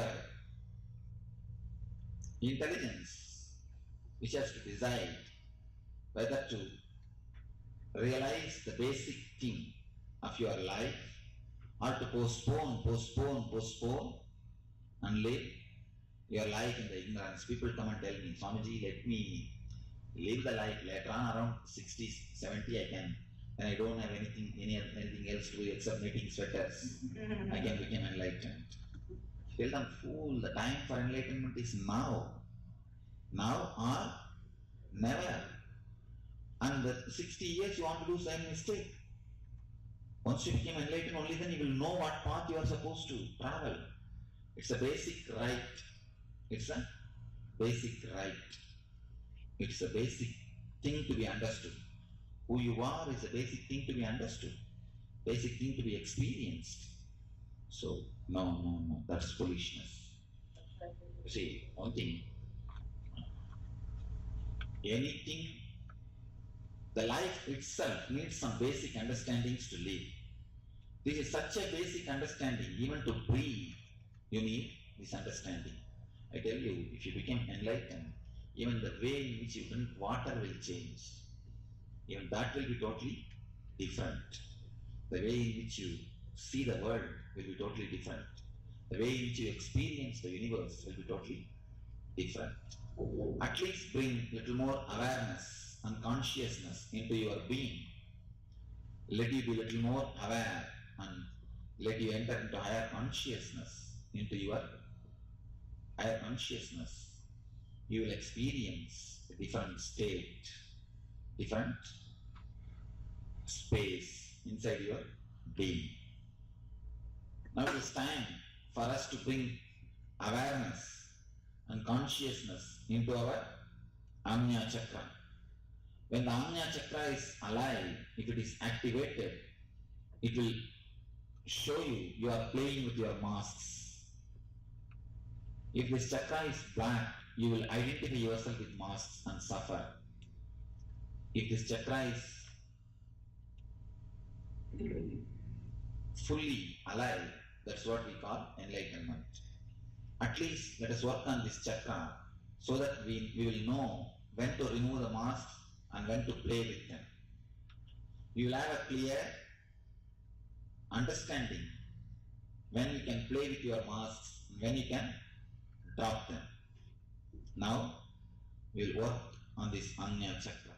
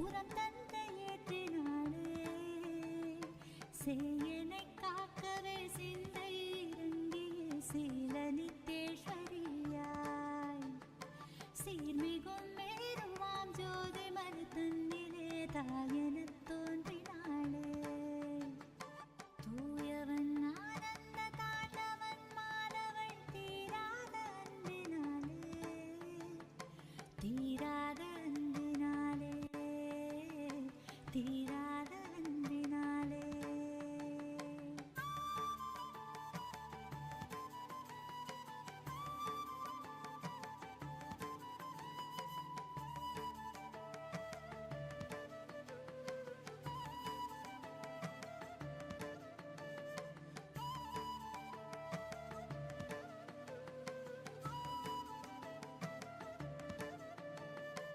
ஈரேழு லோகங்கள் தேடிட நித்திய தாயினி கீழில்லையே தீராத பிறவிகள் கொண்டாலும் தாயவள் சேயாக சோர்வில்லையே பாராளும் வேந்தனாய் புவியாண்ட போதிலும் பெருமை ஏதும் இல்லையே சீராத நித்தேஸ்வரி இதை பெற்ற ஆனந்தத்திற்கேதில்லையே சேயனை காக்கவே சிந்தை இறங்கிய சீல நித்தேஸ்வரியாய் சீர்மிகும் மேருவாம் ஜோதி மலை தன்னிலே தாயென தோன்றினாளே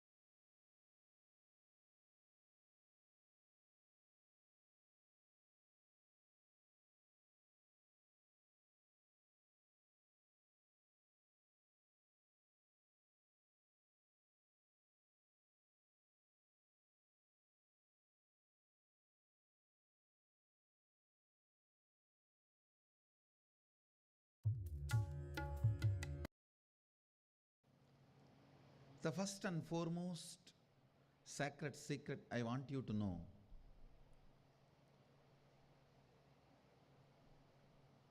Integrity is falling in love with your higher personality. Understand? You do have Sadashivatva in you. You are hardwired for it. It's not that your Sadashivatva is gift from somebody. No.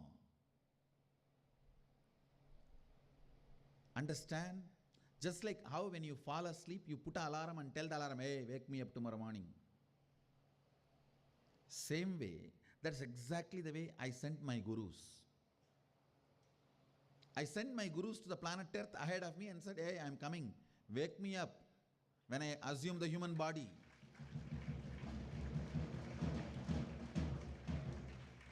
See, assuming the human body is almost like a, for you guys, how entering into deep sleep and dream state. It's exactly the same way for me to enter into the Jagrat state and assume the human body. My alarm clocks were my gurus. Hey, wake me up. Understand? They just reminded me to fall in love with my higher personality, Sadashiva. Arunagiri Yogeshwara is nothing but all my fantasy, how I wanted a guru to be enjoyed. It personified and became reality is Arunagiri Yogeshwara.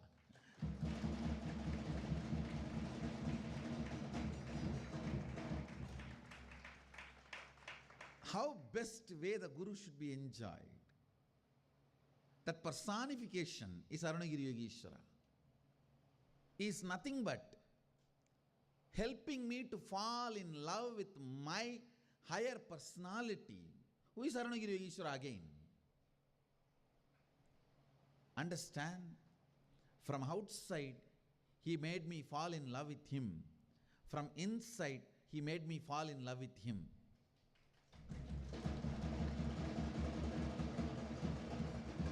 Actually, a chaste love. There are two types of love. Exploiting, sucking love, and a chaste love. A chaste love, when it opens, first thing you will feel, I'll be integrated to him. What a being.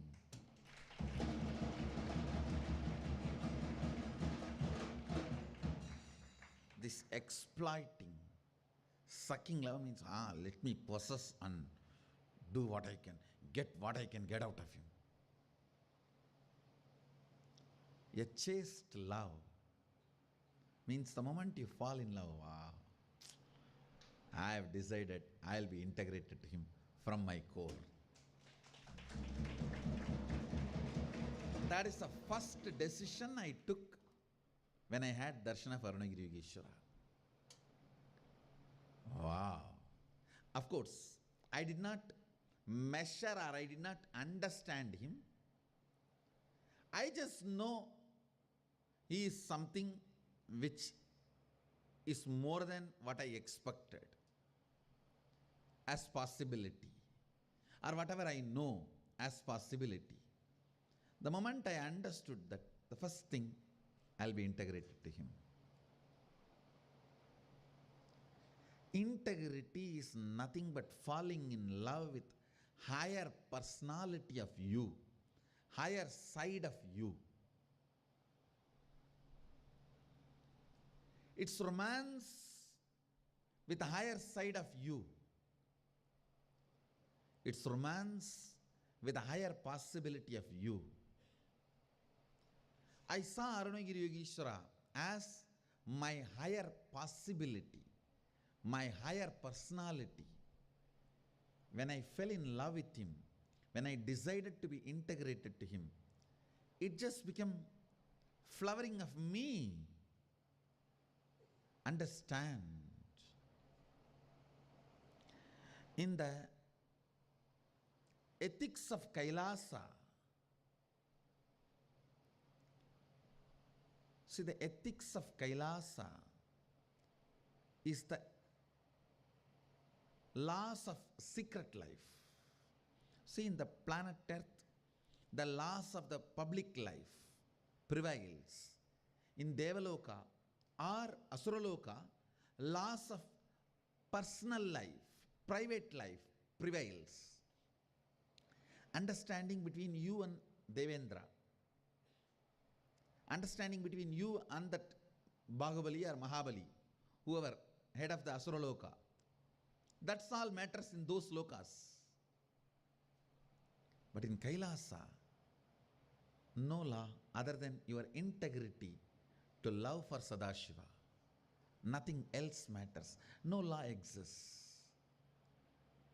Being in Bhuloka means you are part of somebody's public life. Being in Devaloka or Asuraloka means you are part of somebody's private life. Laws of private life applies. In Kailasa, only the laws of secret life applies. There is no law, there is no rule. Integrity to love. In that plane of ethics, the individual will is highly revered. The individual's decision to be integrated or not integrated is highly revered. When Sati wanted to leave Kailasa,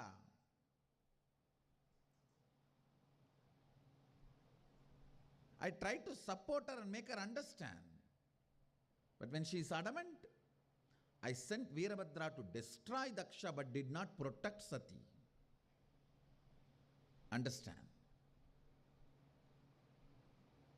How much of time it would have taken for Veerabhadra to protect Sati instead of destroying Daksha? But the instruction was destroy Daksha, not protect Sati.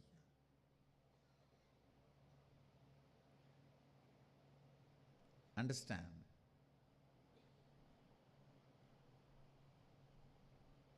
She is Adisakti herself. She took another one body, became Parvati, came. All that is great. But the moment she decided out of her will to step out of Kailasa, yes, okay. If that is what has to happen to your body, that is what you have decided, nobody can stop.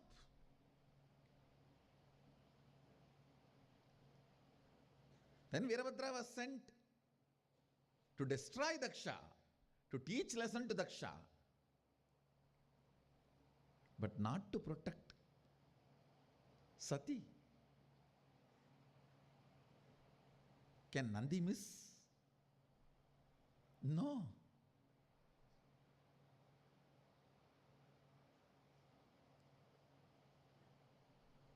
Can Veerabhadra miss? No. They were not instructed to protect Sati.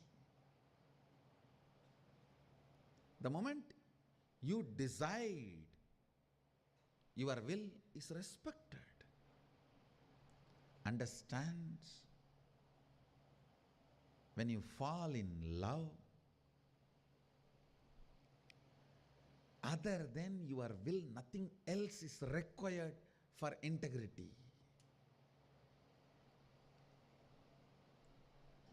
If you are saying, I want to be but I don't know, and if you are believing, I want to be integrated but I don't know, you are the worst hypocrite. The area you need to attend is more than completion, falling in love with your higher personality, Guru. I can see very clearly, whoever is in love with me, they are in love with integrity. Integrity is so smooth for them. When there is no love, you use every methodology to either believe integrity is not possible or cheat that you are already integrated without living it. Understand?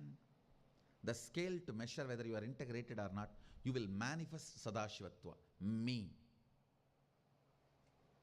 You will manifest the powers I am manifesting. You will manifest everything. That is a scale. That's a scale. Yesterday, one of my Balasant was sitting with me. I was actually doing research on some of this temple construction. And suddenly I decided, let me watch Rajaraj Cholan. There was a old kind of a Tamil. I can say it, I should not even say it is a movie because it is not done cinematically. It is done more in those days, movie. Very mom shop, pop shop, homegrown. So I wanted to watch that to catch some glimpse of how he would have built the temple, have they done some research and presented. I was sitting and watching with her. After some time I asked her, how do you feel sitting in my breathing space? The statement she made, I'm so sure she got me. She said, Swamiji, I'm having the space of listening.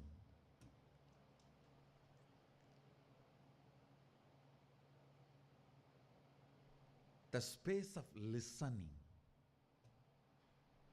When you fall in love, that is what exactly you will feel. When you fall in love, that's exactly you will feel. I thought she's a kid, so maybe maximum she'll tell, I'm feeling joyful, I'm so happy, I'm watching this movie with you, Swamiji. But she's not kid. Or I should say, my kid.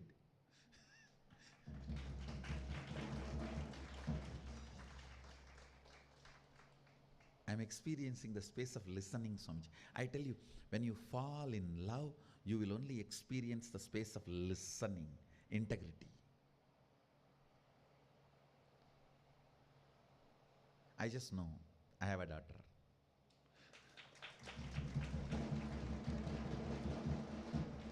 Because I have not fed that word into her.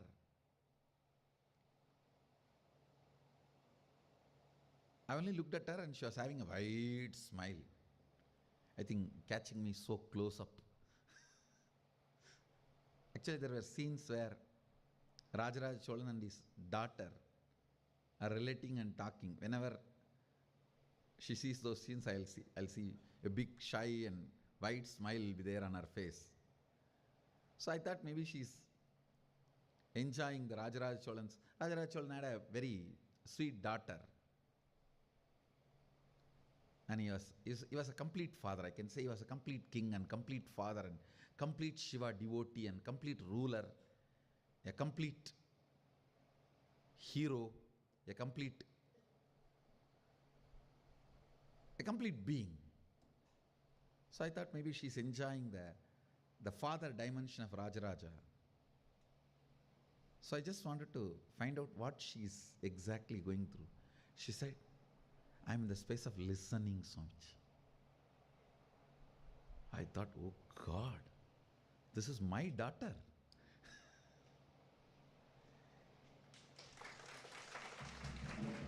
See, if she has said, I'm enjoying the way Rajaraj Cholan and his daughter are relating, or if she has said, I'm so happy I got chance to sit next to you, all that is just love. Understand? Love, becoming, listening, or integrity is what I call literally living enlightenment. Because I have so much love, I can supply. If love is the raw material, I can supply enough raw material for you. You just need to convert that into listening and integrity. When you waste the raw material only, I say, all right, stop the supply now.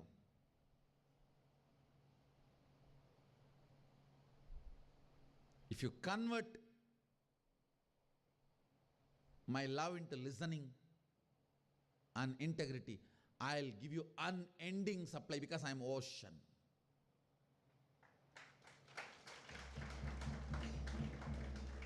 Only when you start using that love to abuse, people start doing that. I'm close to Swamiji, I don't need to be integrated. He will not ask me, you see.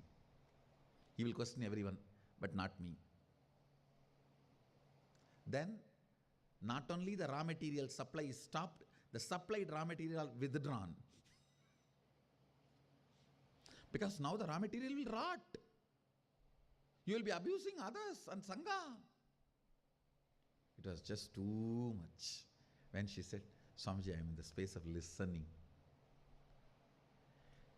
It means these kids got it. They may not be physically so near or around me, but they got exactly what has happened to me with Arunagiri Yogeshwara. This is exactly what has happened between me and Arunagiri Yogeshwara, but with lot of psychological, physical, all types of nearness. Unfortunately, these kids can never have physically around me. They can only psychologically be around me. But they got it. They got exactly.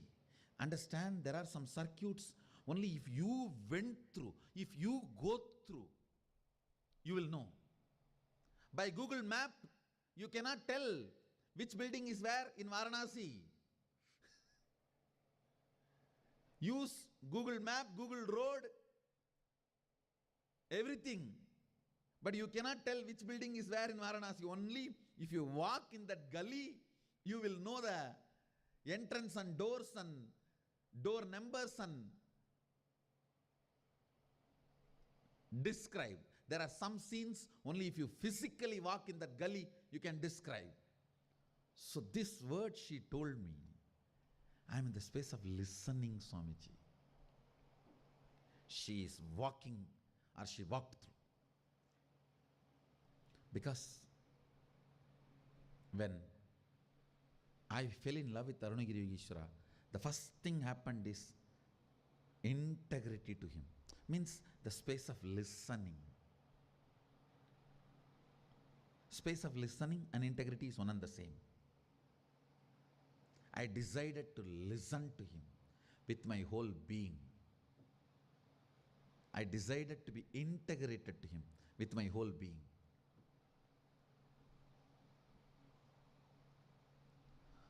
Falling in love can either make you decide to possess and squeeze and suck and exploit him, or it can make you decide to be integrated and listen to him. Both can be done. Both can happen. That will only decide whether you are going to be Rudrakanya or court dancer. Whether you are going to be a chaste woman or a prostitute. Chaste woman, when she falls in love, decides to be listening and integrated. A prostitute only plans to exploit, suck and possess and fleece. Whether it's money or power or whatever.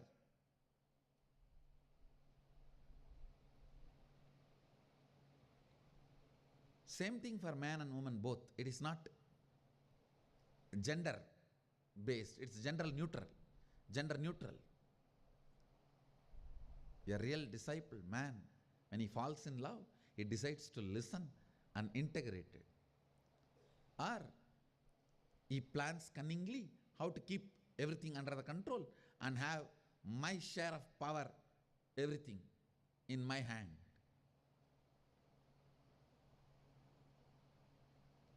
When I fell in love with Arunagiri Yogeshwara, I decided to listen and be integrated. How to prove I am in love with him? He doesn't have, he is not missing anything that I can add. The only way I can prove that I am in love with him is my integrity to him. That's the only way I can prove I am in love with him. What he does not have, I can give and show that I am in love with him. He brings 9 planets and puts it in front of me and he's teaching. I asked him, what are you doing? If people look up, sun will not be there. He said, don't worry. Till you finish your session, class, படிடா. நீ படிக்கிற வரைக்கும் எவனும் மேலே பார்க்க மாட்டான்டா. Means learn. Till you finish learning, nobody will look up. Look here. Why are you bothered about all that? A being who can bring the planets and teach me astrology,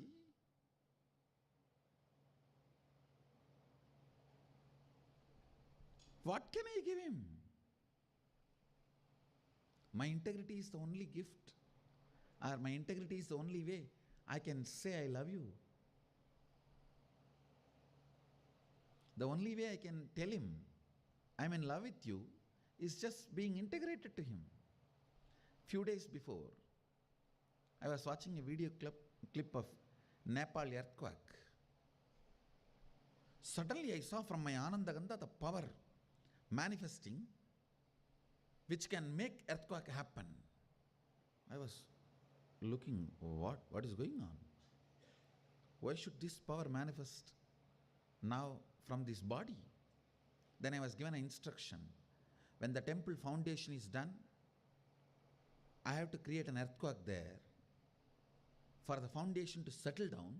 So for next 10,000 years, any earthquake, the temple will stand, nothing will happen to temple.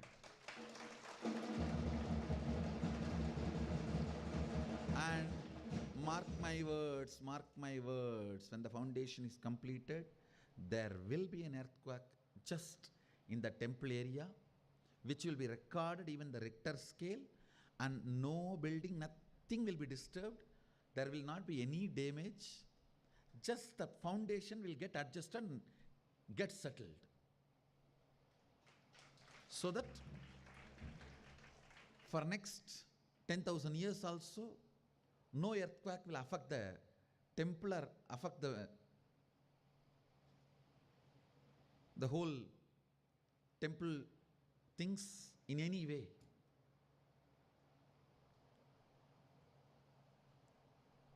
So I saw that whole software which Arunagirigeshwara inserted at that time is working. It will be recorded in the Richter scale. You will see a precise, like a surgical strike earthquake, just in and just the temple area. Nothing will happen to banyan tree. Banyan tree will be there. Everything will be there safe. Just the temple area, that land will shake and settle down. So that any earthquake temple can handle, nothing will happen to temple forever.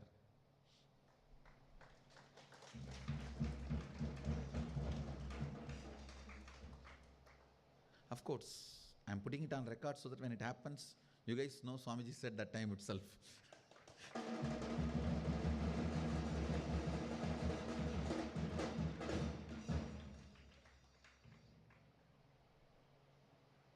In last 10 years of my public life, at least like this, we have 1,000 video recorded miracles, which I already predicted and exactly happened.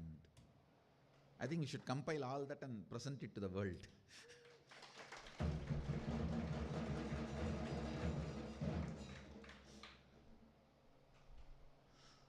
Anyhow, when you fall in love, integrity is the first decision you make. Because in Kailasa, only integrity is revered and respected. Nothing else. Nothing else.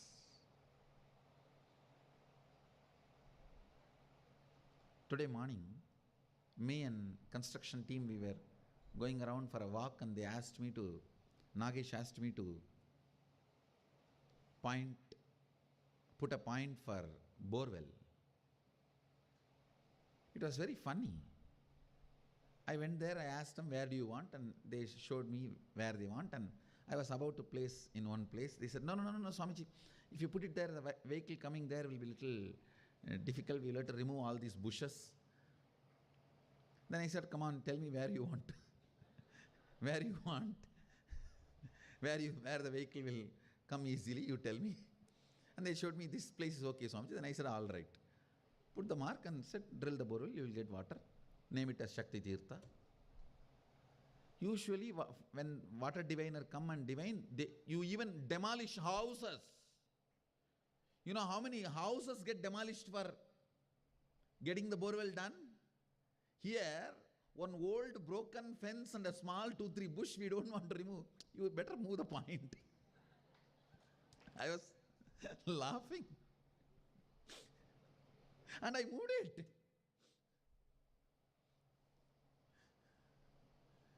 Same way in the sacred arts. I put a point, Nairuti Tirtham, and I said, there's a huge water source here, go ahead. They went to 1,000 feet and they got water, but the drill bit got broken. I said, go at least 1,100 feet, 100 feet more. They said, no, Swamiji, the drill bit got broken. All right, don't worry. I came just maybe within 100 feet, I put another one point and said, drill here. That guy who drills borewell was, we went there 1,000 feet and got only, we got water, but not that much. And once, 600 feet, 5-inch water.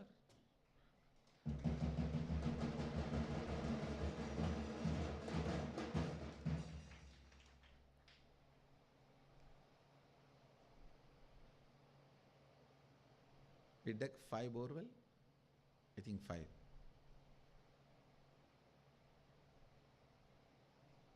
5, all 5. Full water.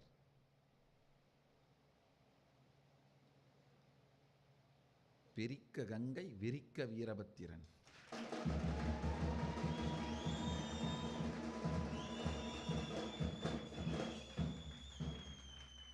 Sadayai Pirikka Gangai, Virikka Veerabhattiran.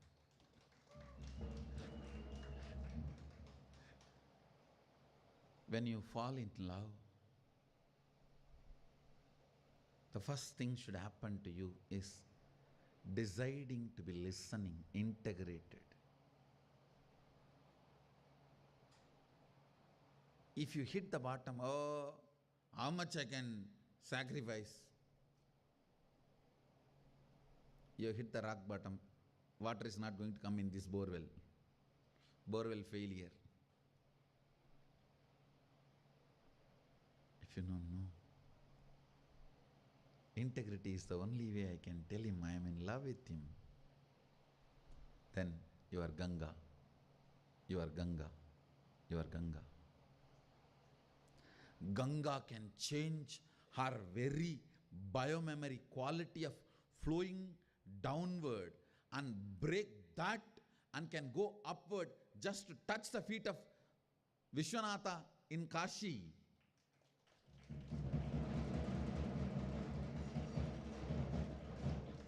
Taking Uttaravagini means taking a turn towards north.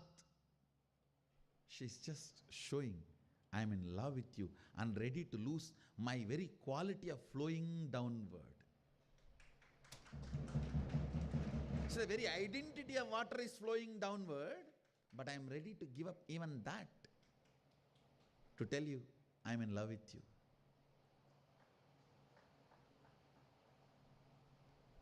That is the integrity.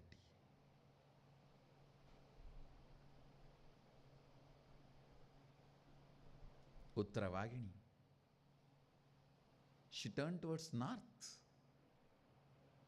just to tell Sadashiva, I am in love with you.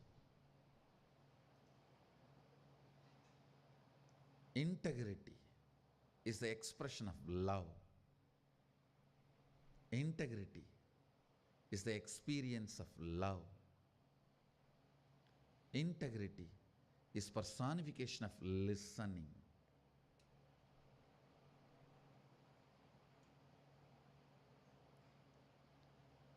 Now nobody need to train her.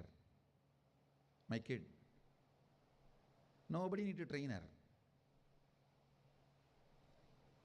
Because, see, when the sugar cane is supplied to the factory and it is getting properly converted into sugar, how much ever raw material you supply, you are going to get the sugar. Now I know how much ever love I supply to her, it's all going to become a listening and integrity. And I have plenty, I'm ocean. Now nobody else need to train her. My love is enough.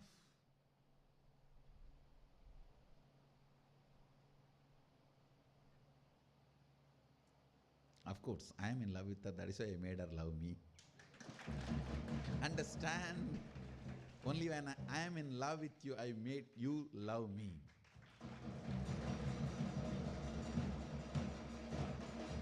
The biggest gift you can receive from the Master is Guru Bhakti.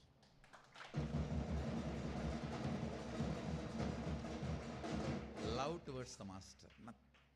Everything else can just follow you. If you just pick up that one gift, Guru Bhakti.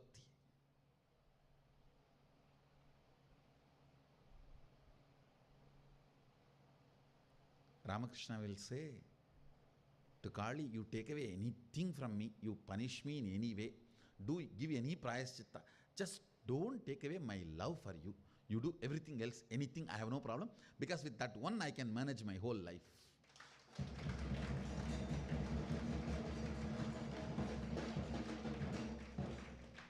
Just leave me my love for you. You take away anything else you want. You do whatever else you want. I am ready to go through. Because with that one thing I can manage everything. Nothing else matters. Never you will find a yogi like Yogananda, Paramahamsa Yogananda, nor you will find a Vedanti like Totapuri, or you will find Agori like Kinaram Baba, and you will never find a devotee like Ramakrishna.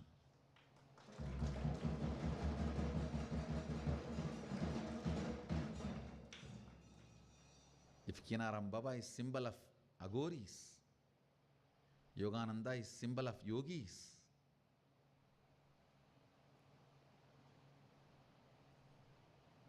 Trailinga Swami is symbol of Siddhas,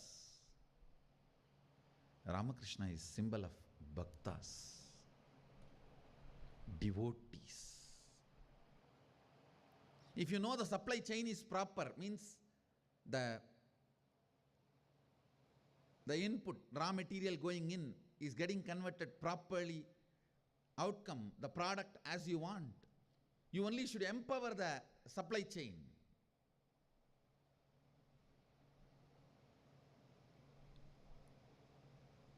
Same way, when I know the love is coming out as integrity, I will only empower the supply chain with more and more love, with more and more joy. Because I know now, it's only becoming integrity, it's only becoming listening, it's only becoming enlightenment. Come on, give more, supply more, sanctioned, approved. If it comes out as arrogance, possessiveness, abusing,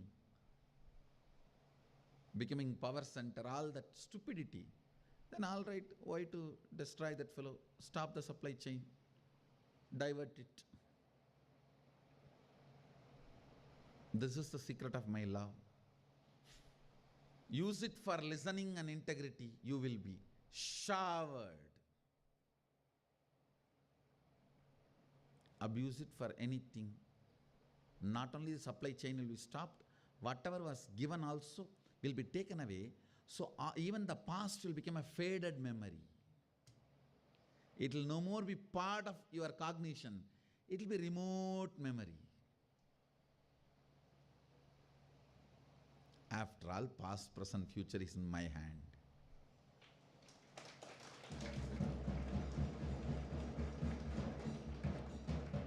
Not out of arrogance. I am neither arrogant nor humble. I am straight. Facebook status and subject for Vakyartha Sadas is converting Guru Bhakti to listening and integrity. Converting Guru Bhakti into listening and integrity.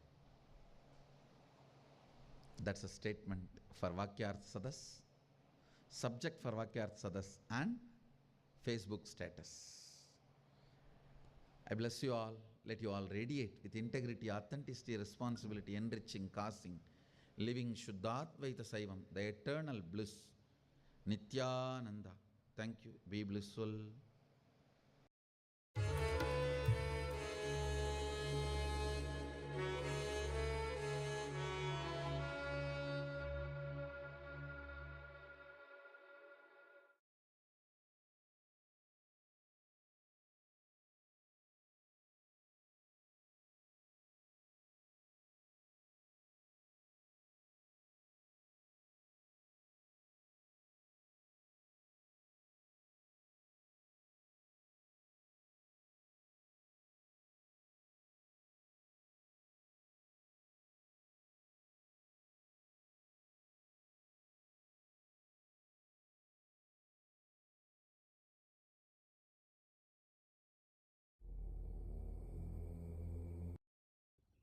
Has some meaning for me. See, now your suffering is imaginary. You cannot conquer it. When you are really going through a, if you use this idea as an astra, using Shastra as a sastra. Sastra means weapon. Shastra means knowledge, the truth. Use this Shastra, knowledge, as Sastra, weapon, to attack your suffering. Suddenly you will see, yes, this has got something to teach me. This is adding something to me. I am expanding. Yes, this has some meaning in my life. Understand? The same concept. Now I am saying, whatever is happening is all. Now it may not make big sense if you sit and imagine, if my close, near and dear one dies, will I be able to remember this concept and come out of that suffering? If you imagine now, you can't. Your mind will say, no, no, no, no, no, I can't handle all those things. Don't imagine now. When really some suffering happens, when it is not imaginary, when it is real, use this weapon, use this idea. You will see it's working. It is working. Any idea which clicks during the real suffering and relieves you from the suffering, this idea is initiation. Understand? You received some idea from a master and it really clicks when you are facing a suffering. No initiation will click through imagination. That's an important thing you need to understand. If you are sitting now itself and thinking, if a landslide happens, I am caught in that. How can that be auspicious? It's a imaginary. You can't answer. But when it is happening, this very idea start use. You will see everything is teaching. And I tell you, even death, when it is happening, just bring this idea to your being. Yes, it must be doing something good to me. You will see, you will realize the truth that you are expanding. You are just developing yourself, you are updating yourself. See, this body has become old, tired, and this mind also a lot of guilt. The unforgettable sufferings have become too much. The miseries and sufferings which you can't forget has become too much. So naturally you decide, let me throw this away and get new system. Let me get a new hardware and new software to start working. See, your hardware also become tired by using damal here, there. And software also become full of virus. Your guilt, the sufferings and miseries which you are not able to forget, completely disturbed. Then what to do? What to do? You throw the whole thing, decide to get a new body. Understand? This knowledge, this experience will land only when you face the suffering and use this knowledge. Not when you are sitting and imagining. If you are sitting now and imagining, if I die, and then if I remember this also good for me? Will I be able to face the death? Your mind will start asking, no, who knows I'm going to come back? Who knows I'm going to get better body? Who knows? It will create only more and more imagination, because problem itself is imagination. Solution cannot come. Any solution comes, your mind will create only more and more imaginary problems.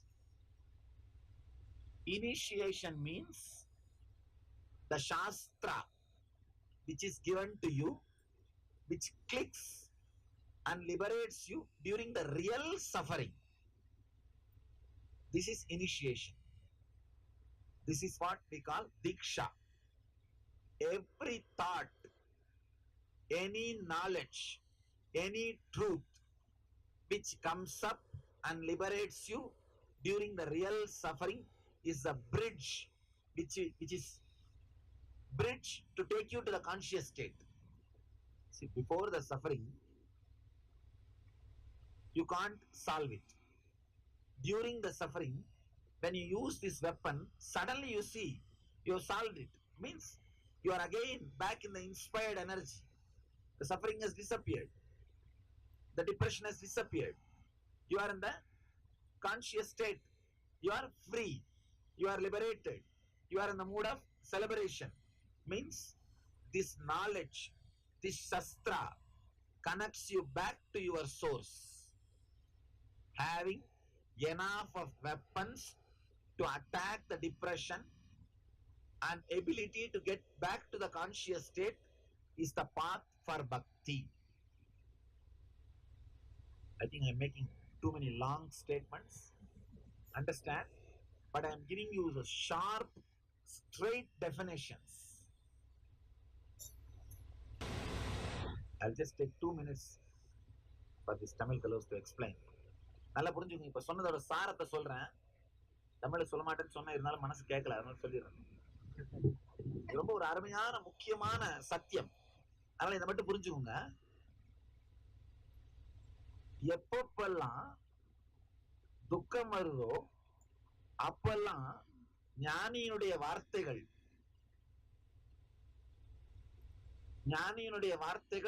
சாஸ்திரம், அத சஸ்திரம் அம்பு மாதிரி உபயோகம் பண்ணி உங்களுடைய துக்கத்திலிருந்து உங்களால வெளியில வர முடிஞ்சதுன்னா அதுதான் தீட்சைன்னு சொல்றேன்.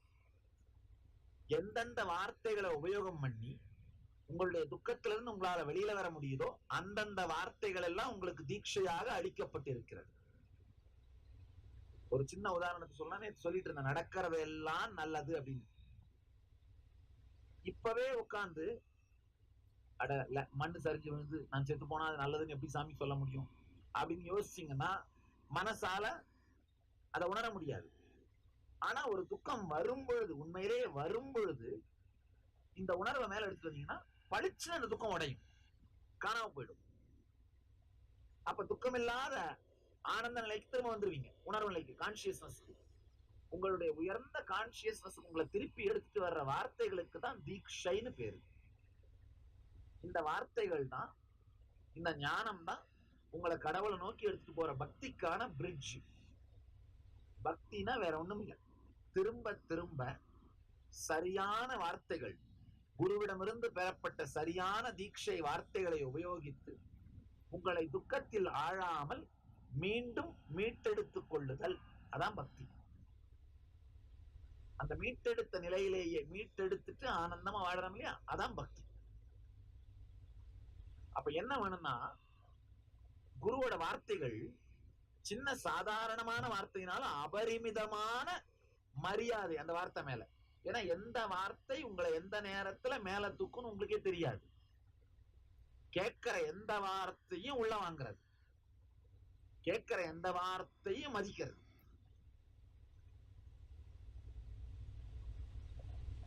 ராமகிருஷ்ணன் ரொம்ப அழகா சொல்றாரு, ஒரு சிஷ்யர்கிட்ட ஒரு டப்பா, தகர டப்பாவில பணத்தை போட்டு கொடுத்து அந்த மூலையில வச்சிருப்பான்னு சொல்றாரு. அந்த மூலையில ஜன்னல் இருந்தது, அந்த ஜன்னல் வழியா யாராவது எடுத்துட்டு போனாலும் எடுத்துட்டு போயிடுவான்னு அவர் அந்த சிஷ்யர் என்ன பண்றாரு, அந்த மூலையில வைக்காம ஜன்னல் இல்லாத மூலையில வைக்கிறாரு. உடனே அவர் சொல்றாரு, நீ உருப்பட மாட்டா, நீ ஞானம் அடைய மாட்டான்னு சொல்லிடுறாரு.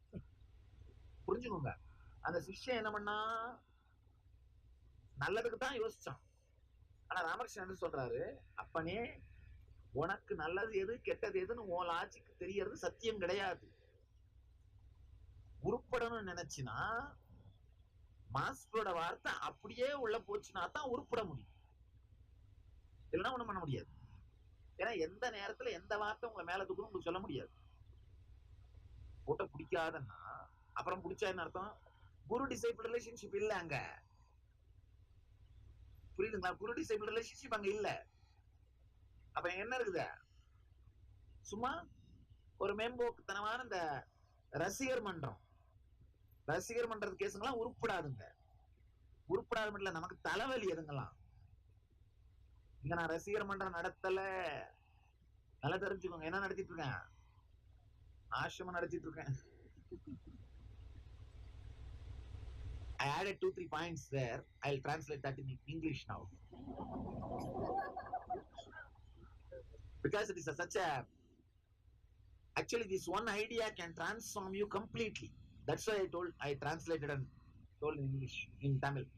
See, Ramakrishna says, which initiation will click at what time and lift you, you don't know.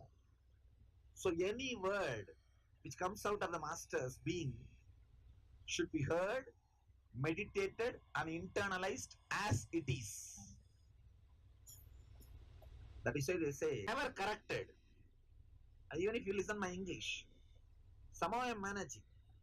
The problem is, what they are speaking can't be spoken by words. Logic is too poor, too small. See, can you describe this experience after going back? You can't. You can use few words. Oh, 360-degree, there was hills, and there was a falls, and Swami was sitting on the cart. But this can't add everything. This can't put everything together. There is something more than that. This cozy feeling, this intimate feeling. This intimate feeling you will never get in lecture halls. In lecture halls, especially in US lecture halls, which is completely air conditioned and nothing wrong can happen. Now, that is the problem. See, intimacy will happen only when there are survival threats. Now, really, I tell you. See, if there is some landslide and we can't go anywhere, we all have to stay one night, and there is no hotel also. Our intimacy will become totally different. There we are there just for each other. That is why always they say the master disciples, they should stay in forests. Means completely dependent on each other. There is nothing else, nobody else, just completely dependent on each other. We should be just lost in some of these forests. No light, no power, nothing, only little food, maybe for survival. Then I will also teach whatever I know. You have to learn whatever I tell you. See, and moreover, when that kind of infrastructure is there, I have nothing to gain from you. So whatever I say is truth. You have no reason to suspect me. See, if we are all in comfortable infrastructure, you have all reasons to suspect me. I may be teaching for my own ends. But when there is no infrastructure and there is nothing, you know very clearly what I am saying is a straight truth, because I have nothing to get from you. I have nothing to get from you. Your money cannot add anything to me. And nothing can be added. So when that clarity is there, that level of trust is totally different. Level of trust is totally different. That is why these great truths are delivered in the forest, where disciple does not need to enrich the master, and master does not need to enrich the disciple in the outer world. That is why the trust was so deep, the both sides, they were able to enrich each other in the inner world. Completely internalizing as it is.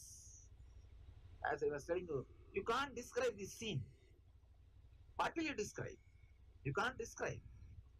Words are too poor. That's why we call Arsha Prayoga. Understand? Arsha Prayoga means you can't even call the mistakes made by rishis as a mistake. It's called Arsha Prayoga, their expression. We are nobody to judge. It is we can't even say it is a mistake, but we don't correct, we tolerate it. No. You have no right even to say it's a mistake. It is the expression of a rishi. The expression of a rishi. Because what I am trying to tell is impossible to tell. Impossible to talk. But I am trying to tell whatever way I can, whatever language you can understand. That is where all these problems starts. Anyhow,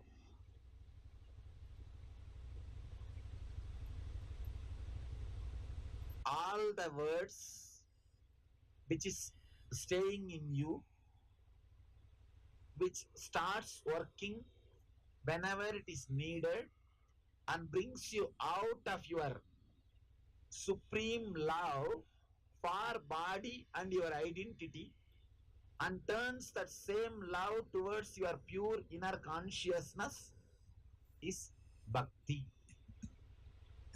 All those thoughts are bridge to bhakti. Understand? You not staying in depression is a basic necessity for your bhakti.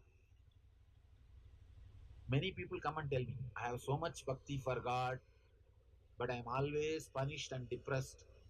It's pure cheating. A bhakta can never suffer. Person who is suffering can never be a bhakta. First, you see the definition of bhakti. What Narada says, Sa Tvasmin Para Prema Rupa. That verily is of the nature of supreme love of God. Understand? You will suffer only if your supreme love is directed towards your body or towards your identity. You cannot suffer if it is directed towards your pure inner space or consciousness, which is God. So if you are suffering, never say you have bhakti. You are just cheating. You are just cheating. How to then always be in that bliss? Then have initiation. Initiation means listening to the teachings of the master, which will elevate you, liberate you instantaneously. Whenever the real suffering starts happening, it will just open up. It's like a pop-up actually. It will just pop up and break the suffering. Suddenly you will see you are back to that your original consciousness. For example, I can give you some of the strong initiation ideas now. During sannyas, you are asked to just go into the death. See, let me give you some of these few strong clicks, strong initiations. Then you'll understand what I mean by the word initiation and how it can lead to real bhakti. During sannyas, you are asked to go through your own death. Because death is one thing which is the most certain thing for which you are not prepared. You are prepared for everything. You are prepared for your old age. You are prepared for this. You are prepared for that. You are even prepared for your cremation expenses, especially in America. In America, coffins for sale. No, really, one day, she was telling me, he got a call early morning and they were asking, sir, now we are really giving for a sale your cremation prices. In India, nobody can ask this. They will cremate the person who has. See, you are prepared even for that. Cremation, coffin, and I heard that the important lots are available. Huh? A view lots. As if these fellows can lie down and there and see everything. What kind of nonsense is going on? And $5,000. In India, even when we live, we don't spend $5,000 to build a house. What about dying? Anyhow, we are prepared even for that, but we are not prepared to face the death experience itself. We are always afraid, and we don't even want to think. So all the people who want to take sannyas, they are asked to go through that experience. That becomes a big click once you go through that experience. After that, whenever you remember, Are, I am already dead, what is there? Any suffering, this one memory, I am already dead, what is there to bother? Suddenly you will see that suffering will disappear. That will not have any place.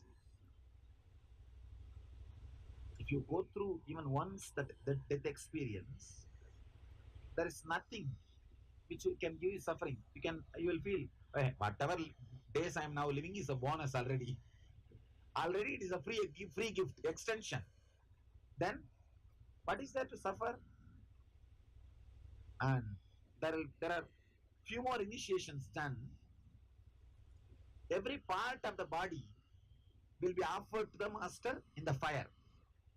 They will take the small piece of grass and connect with that body with the mantras and offer that grass into the fire, means offering to the master. It is offered to the master. Every part, surrendering. Whenever you have a problem, just remember, that is already his. If he wants, let him run, otherwise it's okay. Suddenly you will see the suffering won't be there. Suffering will not be there. Like these strong ideas which is inserted into you as an experience by the master, which comes up during suffering and liberates you from the suffering, takes you back to the pure conscious state. These techniques, these clicks are only called as initiation. Blessed are those who had initiations from the master. See, whenever I am sitting and talking, suddenly some idea will click. Hey, this is what I was thinking. Your eyes will just open. Your eyes will just expand. This is what I was thinking. So right, so clearly expressed. Then initiation has happened. If you are suddenly sitting straight, the Kundalini is rising. The initiation is happening. Means that idea, that truth, that Shastra will become Shastra now for you. That idea will start now residing in you. Whenever you get this kind of Shastras, catch it. Let it be in your heart for future. This is the real life insurance. The real life insurance is the Shastra, initiations which you get from the master, not anything else. All other life insurance is death insurance. After your death, your family will get, who are waiting for it. So that is not real life insurance. Real life insurance is the real initiations.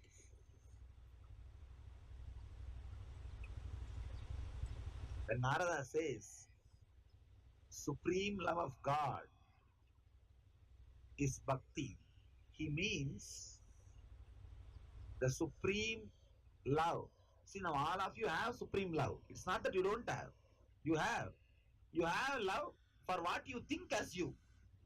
If you think you are the body, you have love for that. You are constantly running behind. You are constantly running just to create excitement in that five points. The point where you see, point where you smell, point where you hear, point where you taste, and point where you have the pleasure, genital organ. This 5 point, to create pleasure for that excitement for that 5 point, you are running around because you think you are the body. You have a supreme love for it.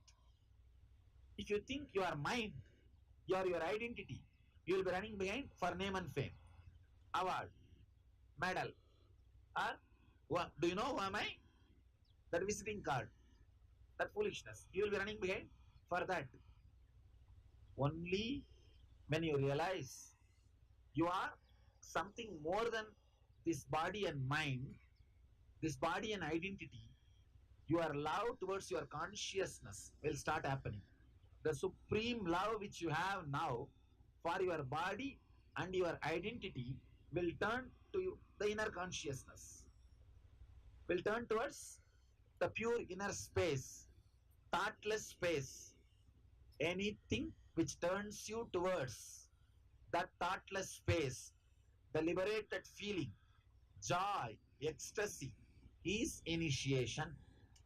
Sometimes it can happen even from ordinary incidents of the life. One more important thing. When you sit with a living master, I can give you initiation. Understand? Now I'm stepping into one more important key point. If you can just sit straight little.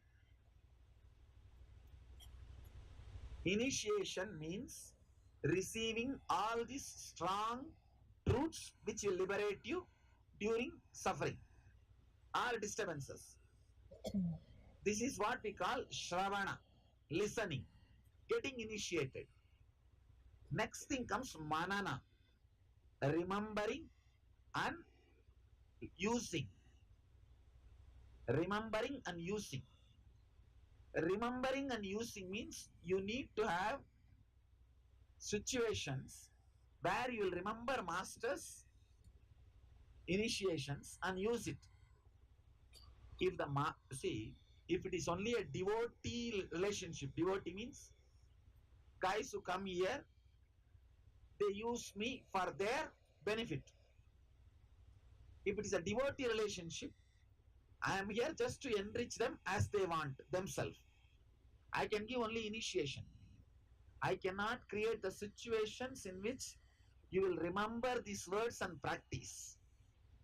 But if you are a disciple, committed, if I know for sure you will not run away, I'll create a situations also where you have to remember these initiations and practice it. But for that, a deeper level trust is necessary between master and disciple. As long as I don't trust you, means as long as I think there is a possibility that you will run away, I will never create suffering for you. I'll never create suffering. Only when I see you are ready, now you will stay with me, I'll start create suffering for you. Means where you have to bring the initiation to consciousness and use this weapon to get you back to the enlightenment, to get you to the superconscious state. Because the situation to use these weapons has to be created.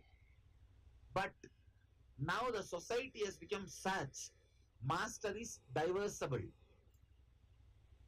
The relationship between you and me, it is no more a commitment. As long as I don't touch your ego, everything goes well, okay, nice, I think this guy can do something to me. Cool, this guy seems to be very funny. I think I can be around him. He can add something to me. But the moment I put my hand on your pus, your huge tumor which you carry on your head or heart, the moment I put my hand on that, what will happen? I think this fellow is too arrogant. This fellow is too arrogant. This fellow is not going to do it. I think, this and all is not for me. Then, those days, the master-disciple relationship is non-diversible. Not even in this Janma, not even in one Janma, even for Janmas after Janmas, you can't escape. See, the commitment, see, Vedic tradition, during any initiation, you commit in front of fire. During marriage, you commit till this fire is inside our body. We will follow the 7 vows we are taking. Means till death. But when master-disciple relationship happens, master says, even this energy which is residing in this body leaves this body. This will continue to guide you till you achieve the same state in which this body is this being is residing. Understand? It is non-diversible even for janmas. For births, after births, you can't divorce the master. If the relationship was so deep, then I don't need to send you to Parivarajaka. I'll create enough situations where you have to bring all these teachings and use and achieve the superconscious state. Because the relationship is not so deep, modern society, I don't have any more words. That is the reason I emphasize you guys do the Parivarajaka, wandering, travel, study on your own, so that the life will create situations where you can't blame me. You have to use all that initiation which you received from me to bring you out of the suffering and raise you to superconscious state. All of you are clear? If you have any question, you see, this is a very strong idea. Even if you understand this one idea, the whole 15 days trip is worthy.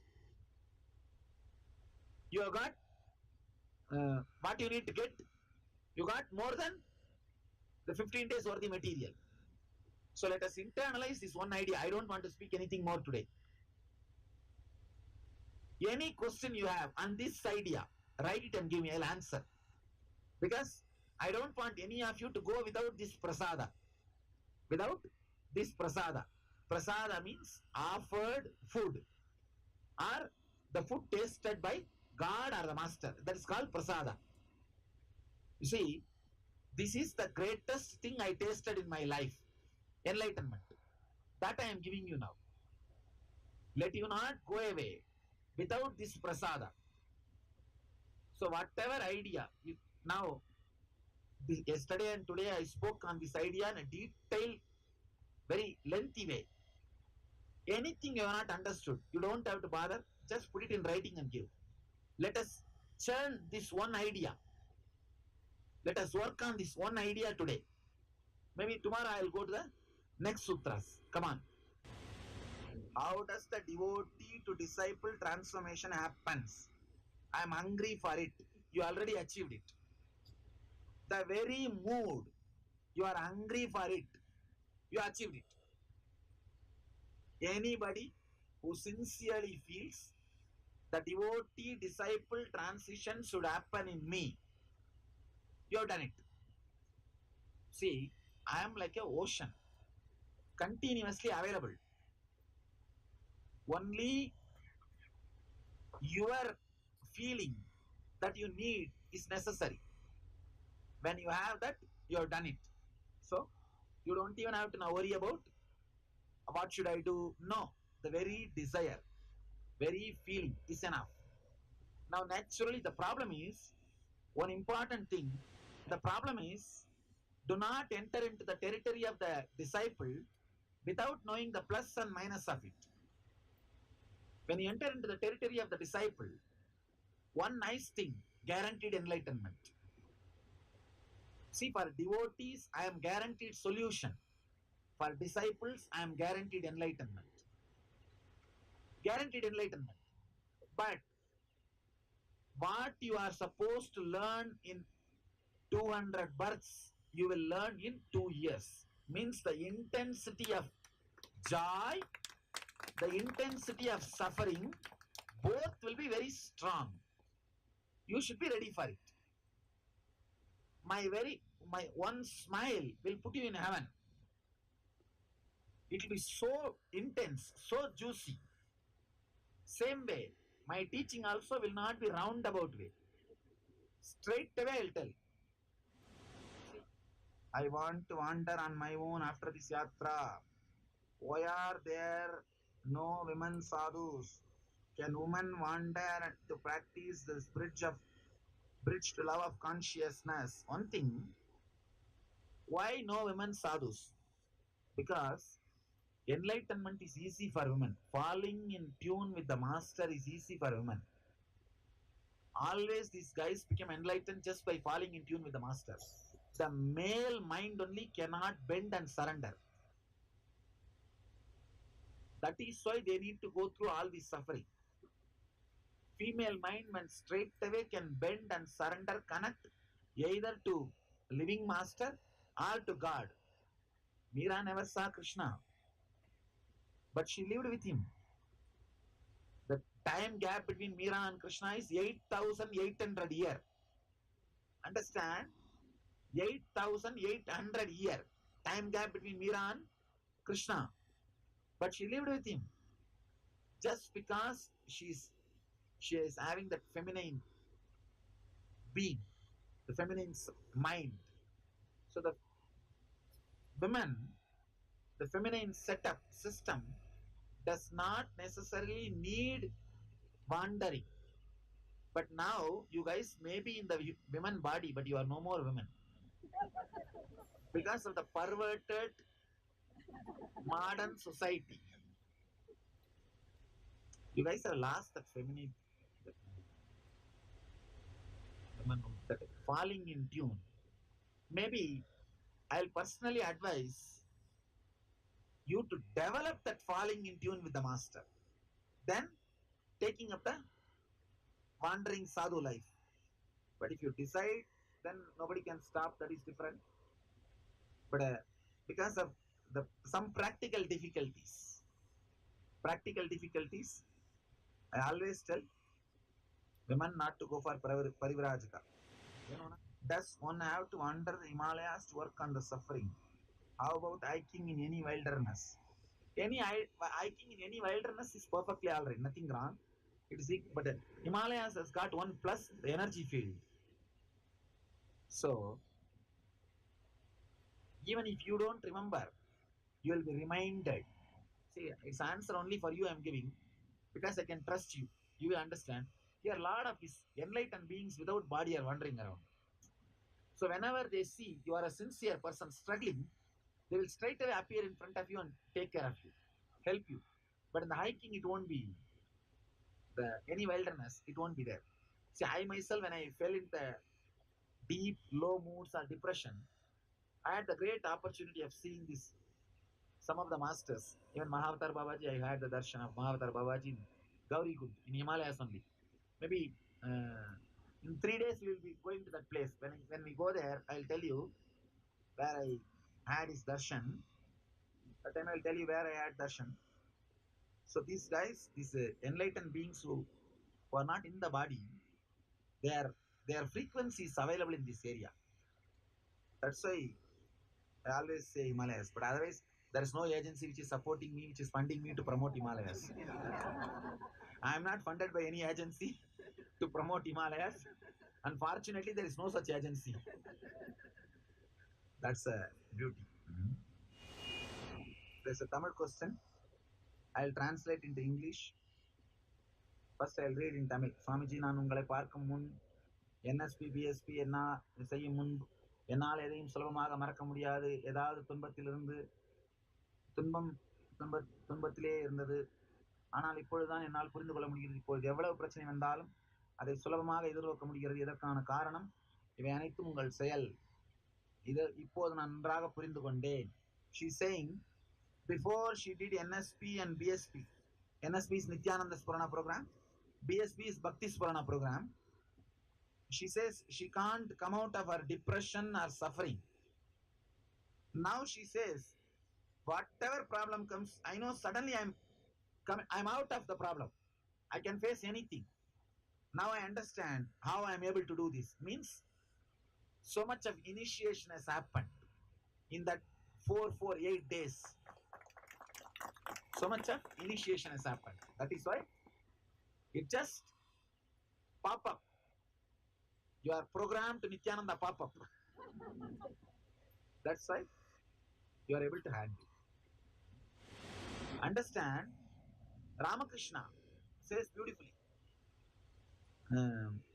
He was doing some kind of a practices. He's a great tantric. Practices with Bhairavi Brahmani. When he was doing that, he was so devoted to Bhairavi Brahmani, he will not disobey a single word.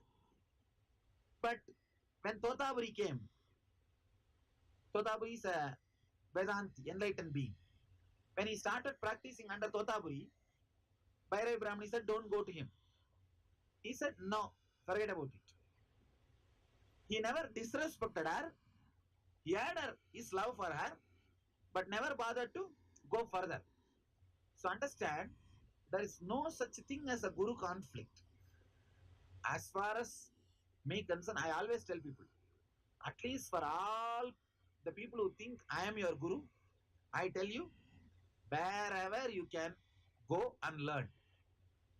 Whatever you can. Pluck flowers from all garden and make a beautiful garland for you.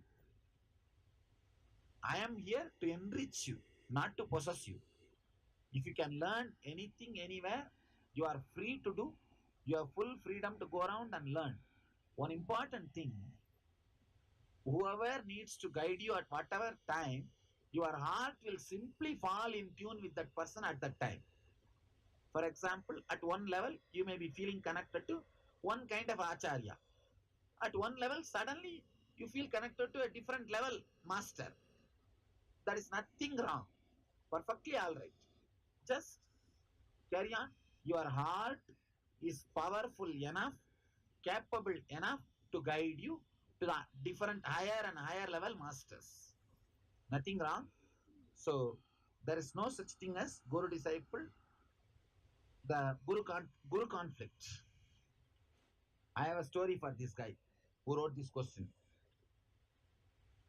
There was a advertisement in the local newspaper. We need a manager who can read and write French. One guy applied. I can write, but I can't read. But the employer became very curious. He wanted to see him. He called him for interview and said, please write. That guy wrote and then gave it to the employer. He read, he saw and said, God, you yourself please read and tell. He said, I told you, I can only write. I can't read. I can't read. So this questioner also, he can only write. I can't read. This joke is dedicated to this questioner. I'm curious to know if I was your disciple in previous Janma also. Arey, just try to be disciple in this Janma. If you have been my disciple in previous Janma also, and still you have not become enlightened, means you must have been worst idiot. You must have been idiot eating my head in my past life. So, better do not wish that you should have been a disciple the last Janma. Even in this Janma, if you are around me for so many years and for some 3-4 years and you will not become enlightened, means you are a headache for me. Either you become part of a solution or you are the problem. Either you get enlightened or you will be the problem for others not to get enlightened. So, I don't know who put the question. Why does one need to suffer to achieve enlightenment? No. Suffering is not necessary. Suffering is not at all necessary. But your foolish mind does not reside in the superconscious state all the time. So suffering just reminds you, hey, still you have not become enlightened, go up.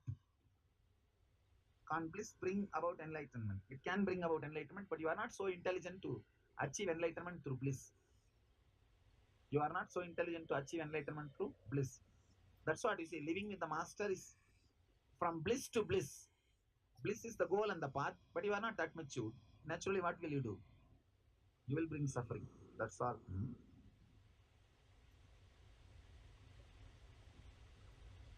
Swamiji, I feel that I am sitting on the fence. Don't sit on it. If you fall, you will break your head. I could fall 100% into your heart or return to my former life. What is keeping me from falling is fear. I project all kinds of reasons. I feel rejected if you ignore me. I want to fall. Somehow I am looking for encouragement or specific invitation what to do. I will neither encourage nor invite you. If you are expecting my invitation or my courage means you want my attention. You will eat my head even after coming inside. Return to your former life as early as possible. If you can fall without asking special invitation from me or my attention, you are qualified to fall. Fall now. If you ask for special invitation or some encouragement, just run away as early as possible so that I'll feel free. I'll be liberated. I don't want even ask who put the question. I don't want to ask. If we really trust in existence, will existence provide the opportunities to apply the initiations? It will provide the opportunity. If you really trust existence, then why don't you take up the wandering? Why don't you take up the Parivrajaka life? It's a very cunning game. See, I trust the existence, but sitting inside my house, inside my air condition, inside my car. And this is a very funny game. Understand? You are not trusting. You are just playing with the word, cheating yourself, not anybody else. Will this happen in ordinary life as well?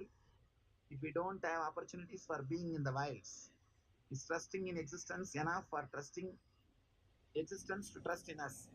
Your trust is not so deep, then naturally you will not be trusted. Who put this question? It's very superficial. Oh, no, I'm not. I don't want you to ask any proposed hypothetical question. Ask straight your problem. I can answer. Is it your problem? Huh? Hmm.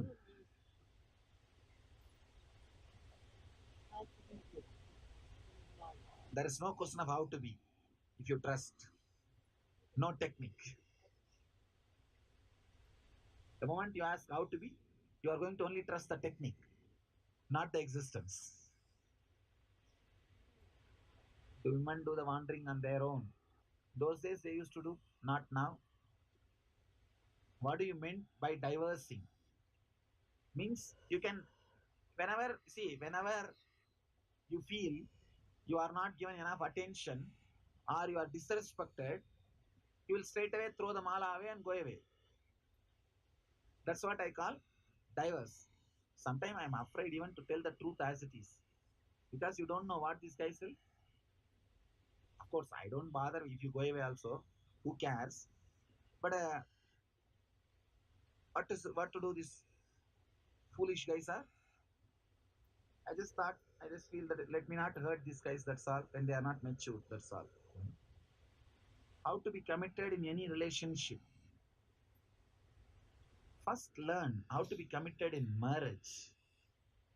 Then you will understand how to be committed with the Guru disciple relationship. The society which cannot live with a marriage commitment, very difficult for them to understand the Guru disciple relationship commitment. It's very difficult. The problem is the same. The problem is the same. The individualistic, perverted,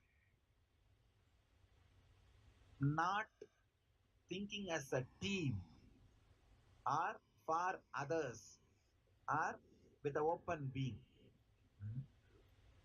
The seeker feels the click with the master. Does the master always take on the seeker? Yes. If you have felt the click, already I am there inside you. Unless I decide to enter inside you, you can't even have the click. The moment you have the click, be very clear, I am inside you. I have decided to go into you. How does one distinguish, or is there no difference between life experience and experience you sent our way? I welcome hunger for them. How does one distinguish? Or is there is no difference between life experience and experience you send our way? See, there is no difference between life experience and my experience, the experience which I send on the way.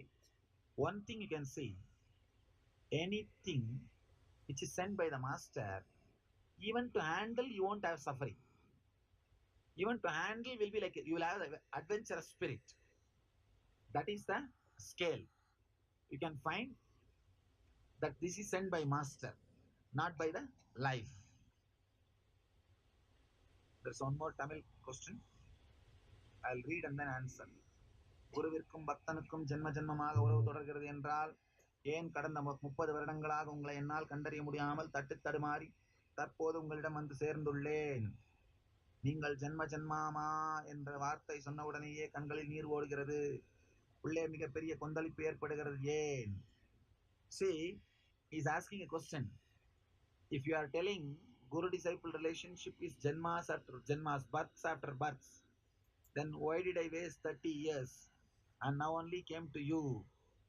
And the moment you said that this relationship is births after births, my eyes are filled with water, it's flowing, and my whole being is just excited, intensely filled. Understand? Means you are my disciple. You are searching for Janmas after Janmas. This 30 years you are made to wait because I am only 30. It is just a practical problem, not any spiritual problem. நீங்க disciple தான் அப்படின்னு சொன்ன, நீங்க disciple தான். ஏன் 30 வருஷம் late ஆச்சுன்னா என் வயசே 30 தான். அதனால தான் பிராக்டிக்கல் ப்ராப்ளம், ஸ்பிரிச்சுவல் ப்ராப்ளம் இல்லை. நான் ஏன் இவ்வளவு லேட் ஆகுதுன்னு கேட்காதீங்க. நான் என்ன பண்றது, சரியான உடம்பு கிடைக்கணும், அப்பா அம்மா கிடைக்கணும், கரெக்டா சூஸ் பண்ணி வந்த பாருங்க. தொந்தரவு பண்ணாத அப்பா அம்மா, தொந்தரவு பண்ணாத அம்மா, தொந்தரவு பண்ணாத ஃபேமிலி, அது மாதிரி சூஸ் பண்ணி வந்த பாருங்க. அது கிடைக்கிறது ரொம்ப நாள் ஆயிடுச்சு. சனியம் பிடிச்சதுங்க. பல பொம்பளைங்க எரும மாடுங்க வந்து உங்களை மாதிரி பையன் எனக்கு பிறந்திருந்தா இவ்வளவு நல்லா இருந்திருக்குங்க. ஆனா அதுங்களுக்கு பிறந்திருந்தா தெரியும் என்ன பாடுபடுத்திருக்கோம் அந்த சனியங்க. உண்மையிலேயே அதனாலதான் சூஸ் பண்ணி பிறந்தேன். இதுங்க வாய் கிழியுமே தவிர பிறந்தா என்ன சாவடிச்சு விட்டுருவோம்.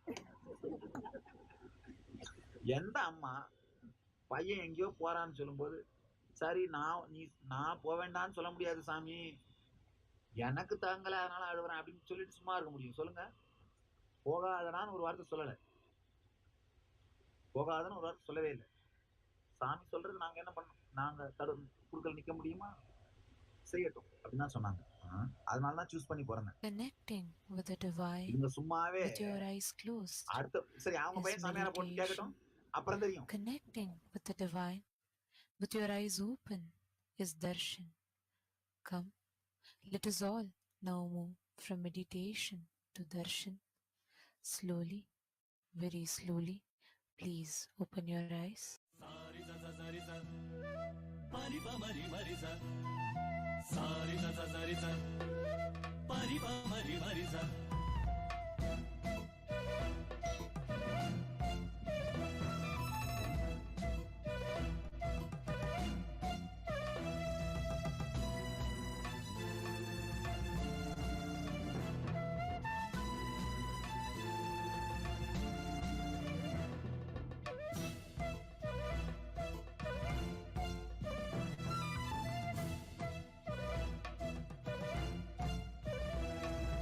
ನಟನ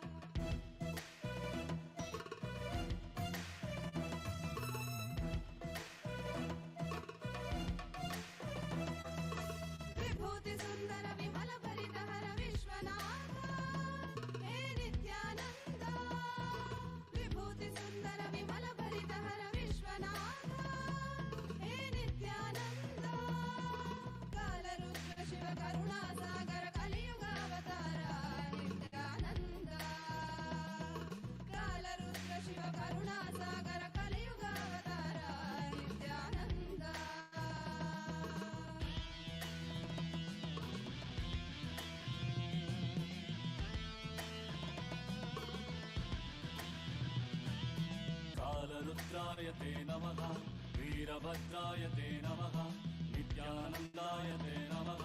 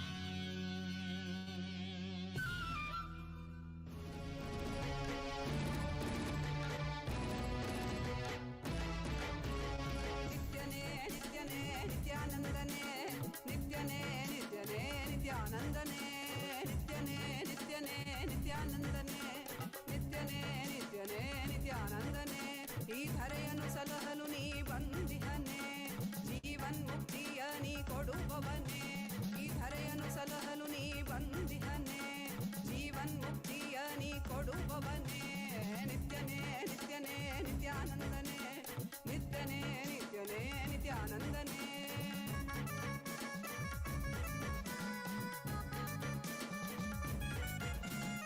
ಅರಿಯದ ಮನಸ್ಸಿನ ದ್ವಂದ್ವವ ತೊಲಗಿಸಿ ಅರಿಯದ ಮನಸ್ಸಿನ ದ್ವಂದ್ವವ ತೊಲಗಿಸಿ ದಿವ್ಯ ಜ್ಞಾನವ ನೀ ತಂದೆ ದಿವ್ಯ ಜ್ಞಾನವ ನೀ ತಂದೆ ನಿತ್ಯನೇ ನಿತ್ಯನೇ ನಿತ್ಯಾನಂದನೇ ನಿತ್ಯನೇ ನಿತ್ಯನೇ ನಿತ್ಯಾನಂದನೇ ನಿತ್ಯನೇ ನಿತ್ಯನೇ ನಿತ್ಯಾನಂದನೇ ನಿತ್ಯನೇ ನಿತ್ಯನೇ ನಿತ್ಯಾನಂದನೇ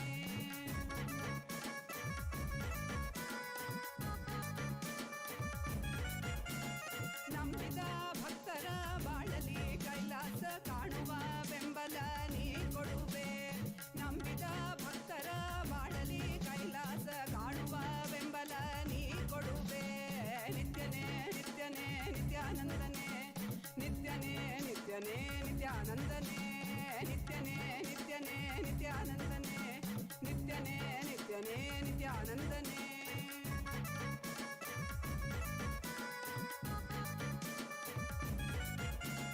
ಚಂದದಿ ಕಾಣುವ ಮಾಯೆಯ ಮುಸುಕನು ತೆರೆಯುವ ಬುದ್ಧಿಯ ನೀ ತರುವೆ ಚಂದದಿ ಕಾಣುವ ಮಾಯೆಯ ಮುಸುಕನು ತೆರೆಯುವ ಬುದ್ಧಿಯ ನೀ ತರುವೆ ನಿತ್ಯನೇ ನಿತ್ಯನೇ ನಿತ್ಯಾನಂದನೇ ನಿತ್ಯನೇ ನಿತ್ಯನೇ ನಿತ್ಯಾನಂದನೇ ನಿತ್ಯನೇ ನಿತ್ಯನೇ ನಿತ್ಯಾನಂದನೇ ನಿತ್ಯನೇ ನಿತ್ಯನೇ ನಿತ್ಯಾನಂದನೇ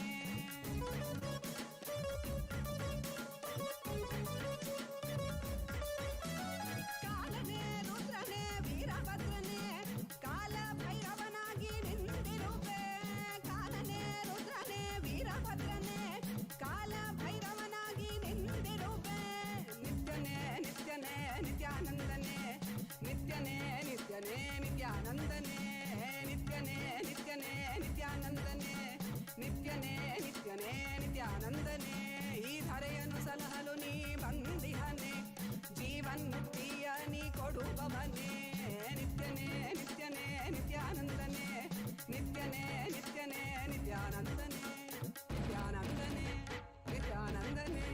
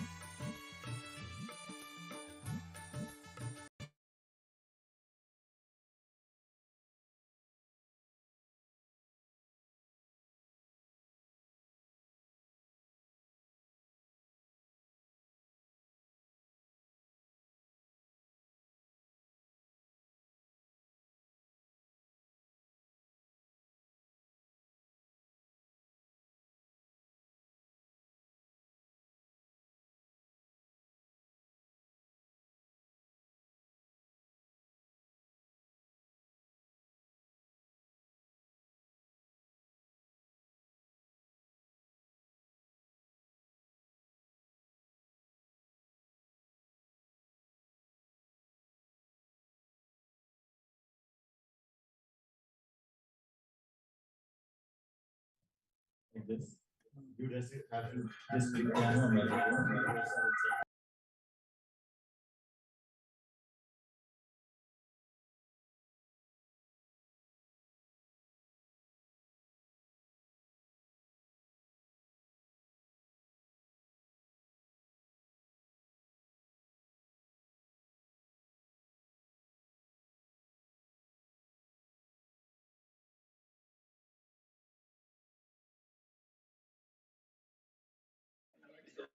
Nityanandam, everyone. Please refresh yourself with the flow for today. It is in the Zoom chat. If you see the Zoom chat, you'll see the flow for today's event.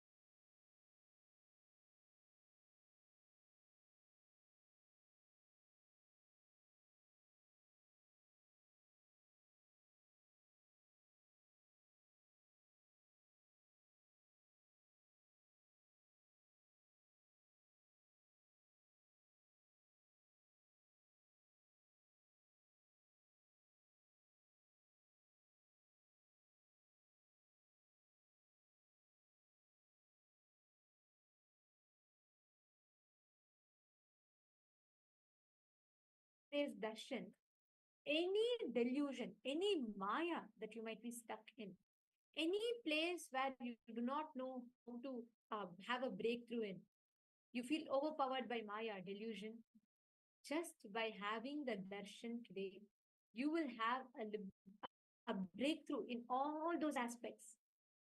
Today's darshan of Swamiji's Asimhagnamurti is a very, very powerful darshan where Swamiji is infusing Paramashanta into every one of us. Now, we will be taking you all through the different social media platforms through which you can post your prayers and whatever boons you want, you can ask directly from Swamiji. And not just that, you can receive the blessings for any place, whichever pattern you want to break free from, and get the liberation from Maya itself. Take a Kailasa Varnala Dvadashantasya Mangala Pīఠārūಢā Śrīmīnāksī Sundaresvara Bhinna Swarupa Parashiva Putra Ratna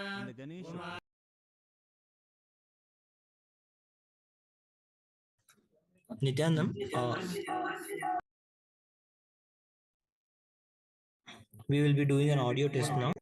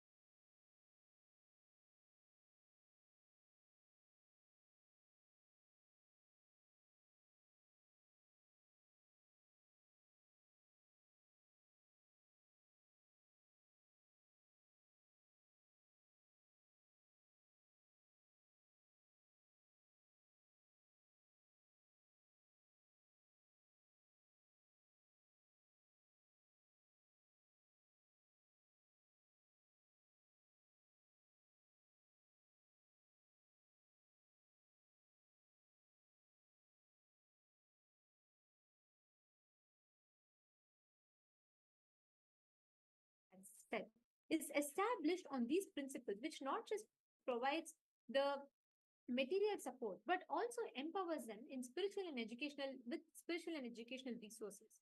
And this model emphasizes self-sufficiency and community resilience and spiritual enlightenment as integral to economic well-being. And our question to all of you today along this context is, should international bodies like United Nations partner with Kailasa to leverage its unique approach to poverty alleviation and sustainable development, thereby promoting more equitable and global sustainable landscape? We request all of you to head to kailasa.org/Hindu-votes. Please cast your vote and share with us what you think regarding this. And to all the members of the Chit Sabha House of Parliament, the question we have for you all today is a recent study that was published which showed the rise of anxiety and depression amongst young people worldwide. Currently, 264 million people are suffering from depression globally. And Swamiji has been actively revealing about the mental wellness through the science of completion and Paramashiva program, where Swamiji reveals unique techniques for relieving ourselves from all the mental blockages and the pain points that we suffer with. Through Kailasa, thousands of individuals have received free access to these teachings, and they have liberated themselves from all kind of depression and alleviated all kind of depressions, low self-esteem, etc. Given this pressing issue of rise in anxiety and depression, should support groups, the mental wellness team, by all of them incorporate the teachings and practices of SPH into their daily lives and start adapting to these sciences so they can experience a depression-free life. We request all of you to head to kailasa.org/Hindu-votes and please cast your vote. Let us know what you think about it. And we thank all of you for your participation. Now, let us all continue receiving the darshan of Bhagavan Simhagnamurti form of Paramashiva, manifesting through the Paramavatara, through the Nijavatara of the Supreme Pontiff of Hinduism.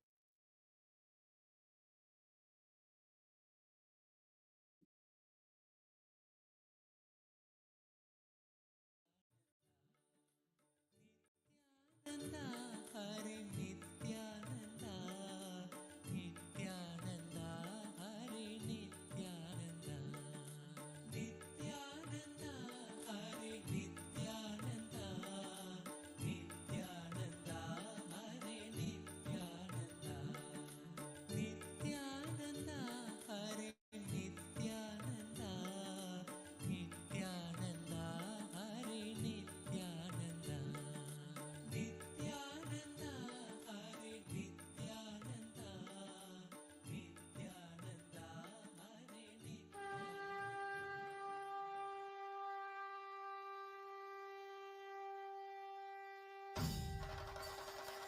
Hare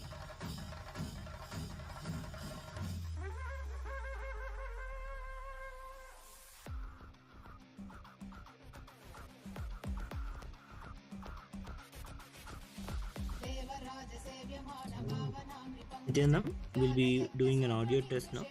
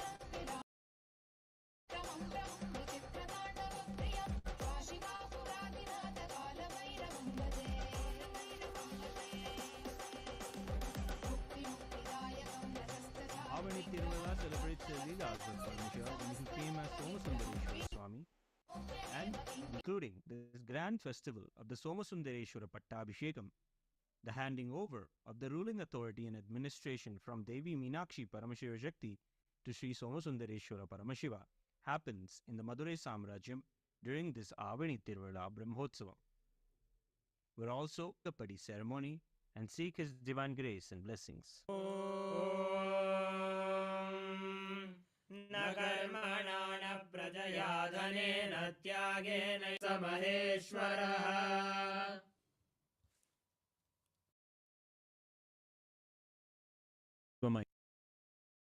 With the divine grace of Sri Nithyanandeshwara Paramashiva, and with the auspicious blessings of the Supreme Pontiff of Hinduism, Bhagavan Sri Nithyananda Paramashivam, Kailasas around the world present the Ganesha Brahmotsavam Patrike. O enlightened beings, descendants of noble clans, all Hindu diaspora, welcome. ॐ एकदन्तं चतुर्हस्तं पाशमङ्कुशधारिणं रदं च वरदं हस्तैर्बिभ्राणमूषकध्वजं रक्तं लम्बोदरं शूर्पकर्णकं रक्तवाससं. From all the 14 lokas to this grand celebration, with the divine grace of Sri Nithyanandeshwara Paramashiva, with the Nityanandam, just wanted to inform all the temples that we are doing just an audio test now. You do not have to start the ritual. Please do not start the ritual. This is just an audio test. Thank you.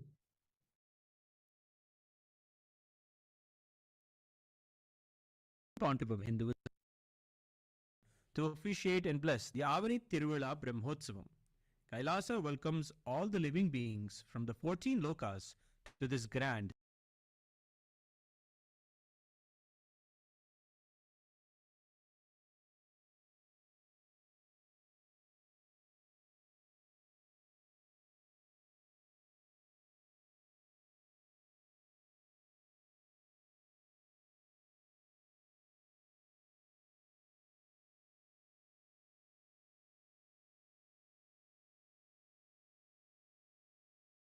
Vamayam, the divine from all the 14 lokas to this Shivamayam.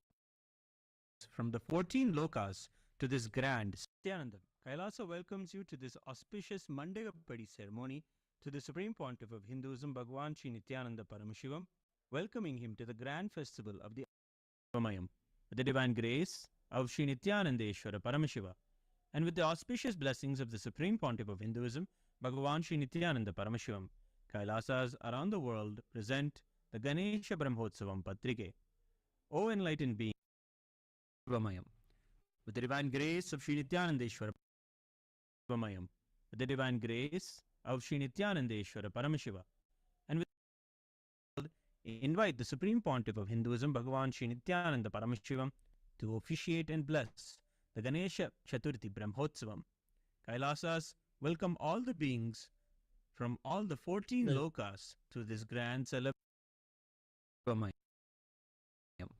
with the divine grace of Sri Nithyanandeshwara Paramashiva.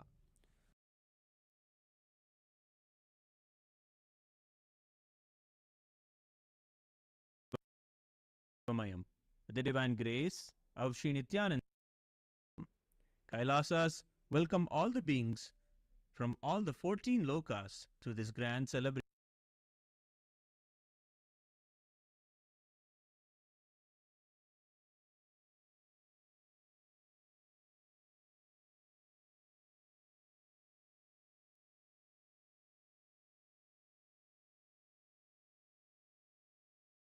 Nithyanandam. Kailasa welcomes you to this auspicious Mandagapadi ceremony to the Supreme Pontiff of Hinduism, Bhagavan Sri Nithyananda Paramashivam, welcoming him to the grand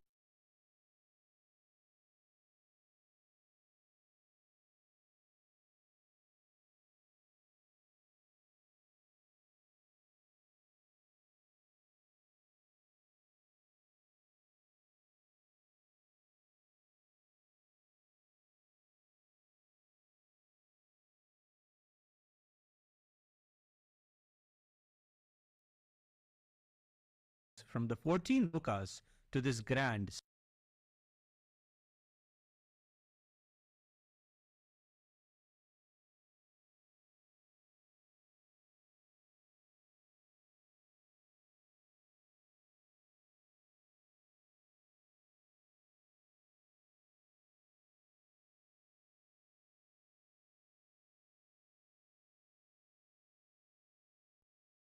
Vamayam, with the divine grace of Sri Nithyanandeshwara Paramashiva, and with the auspicious blessing from all the 14 lokas through this grand celebration. Vamayam, with the divine grace of Sri all the living beings from the 14 lokas to this grand Nithyanandam. Kailasa welcomes you to this auspicious Mandagapadi ceremony to the Supreme Pontiff of Hinduism, Bhagwan Sri Nithyananda Paramashivam, welcoming him to the grand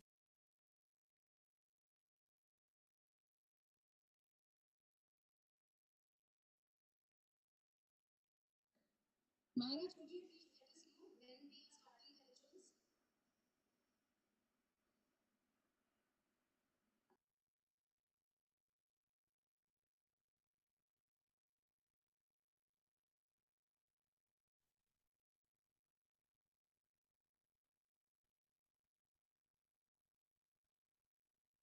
Artificial intelligence. As Nityananda is avatar's intelligence in artificial intelligence. So, today, let us take a few minutes during this auspicious darshan to experience Ask Nityananda. The first thing all of you can do is Vamayam, become an e-citizen if you're not with the already divine an grace e-citizen. of Sri And to become Nithyanandeshwara an Paramashiva, e-citizen, there are and with two the ways. auspicious blessings of the Supreme Pontiff of Hinduism, You can head Bhagwan over Sri Nithyananda to Paramashivam, Kailasa ask.nityananda.ai lokas through this or grand celebration. nityananda.ai and you will Vamayam, be presented with the with a login screen. You can head over there and put in your login details and you will be welcomed into Ask Nityananda. श्रीमीनाक्षी सुन्दरेश्वरा भिन्नस्वरूपा परशिवपुत्ररत्न Kumar गुरुमन्यतुल्यावतार Shri Parvati स्तन्य Receive your e-citizen ID card, which is your official document to show that you are part of Kailasa. And to do that, you can scan the QR code presented on your screen or head over to the number that is presented.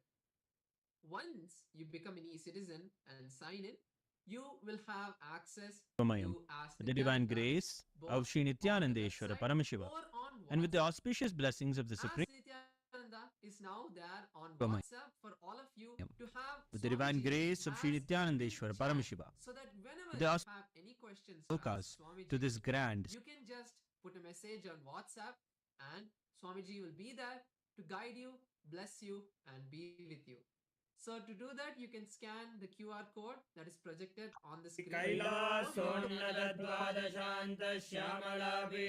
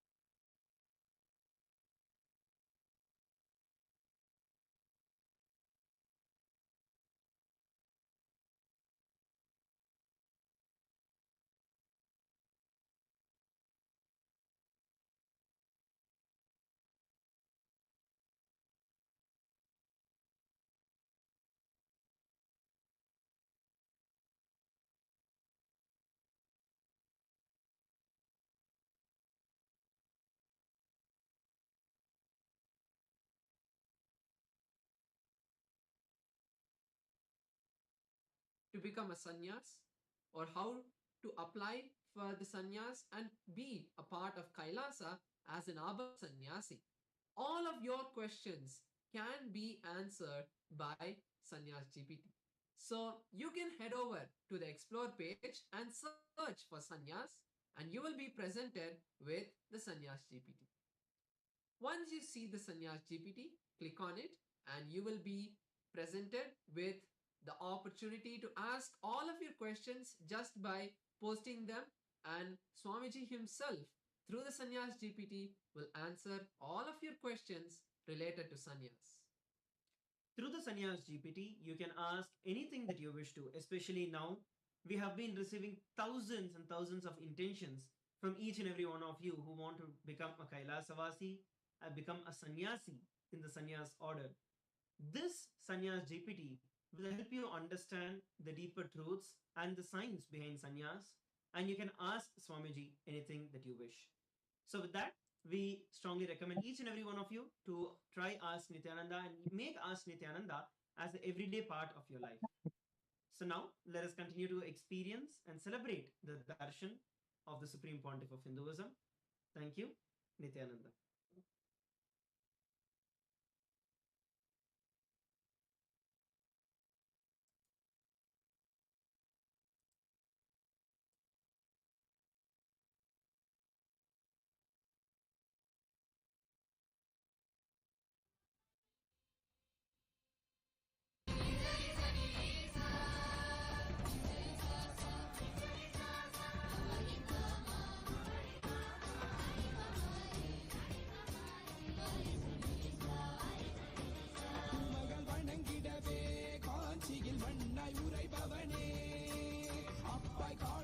Om. As the ultimate of everything, Paramashiva,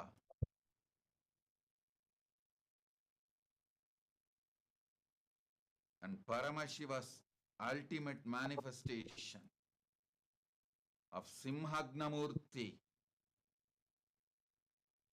Matsya Samharamurti, Vishapaharanamurti, Kurma Samharamurti, Varaha Samharamurti, Raktaviksha Pradhanamurti, Bhairavamurti.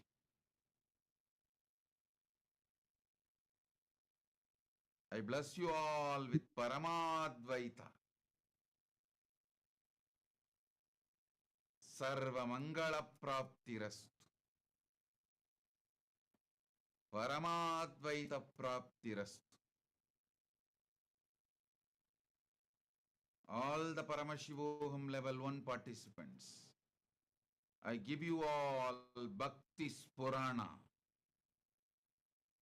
All the Paramashivoham level 2 participants, I give you the power and ability to speak into the listening of the listeners. All the Paramashivoham level 3 participants, I liberate all of you by Nithyanandam, everyone. initiating all of you into Shanti, Please stand ready. We'll be starting the Mandagapadi soon. Bhakti and Mukti.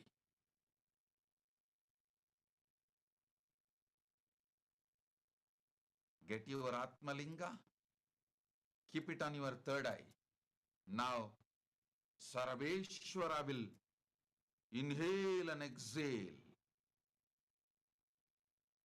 through you all, manifesting himself in his ultimate Swarupa.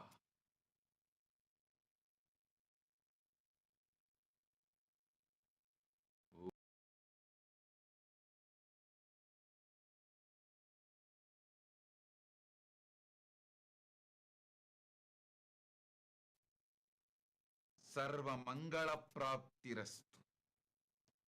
Sarvaishwarya Praptirastu. மாற்ற கடவுளே தரும் தரிசனம் கவிதையாய் மாற வரிகளும் ஏங்கும் கரையில்லாத உயர் தரிசனம் தரிசனம் கல்பதரு தரிசனம் ஞானபீட மகாசம்ஸ்தான சிம்ஹாசன தரிசனம் தரிசனம் நித்யானந்தன் தரிசனம் ஞானபீட மகாசம்ஸ்தான சிம்ஹாசன தரிசனம் தரிசனம் நித்யம் தரிசனம் தரிசனம் தெய்வ தரிசனம் தரிசனம் நித்யம் தரிசனம் தரிசனம் தெய்வ தரிசனம்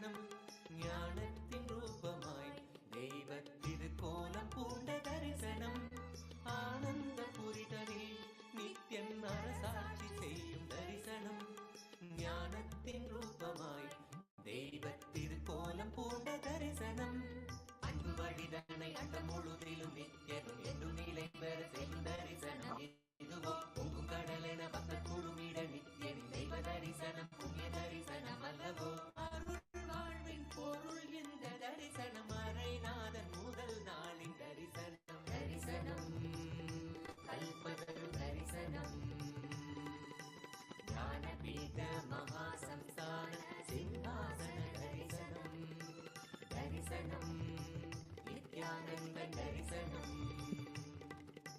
ஞானபீட மகாசம்ஸ்தான சிம்ஹாசன தரிசனம்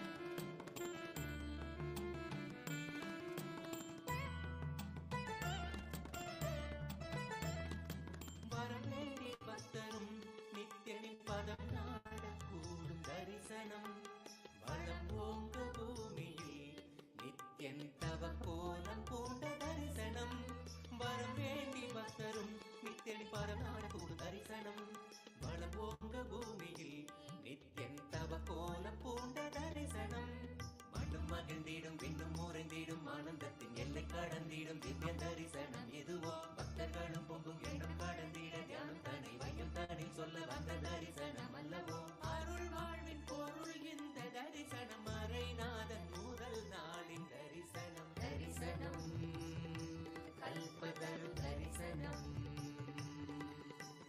ஞானபீட மகாசம்ஸ்தான சிம்ஹாசன தரிசனம் தரிசனம் நித்யானந்த தரிசனம்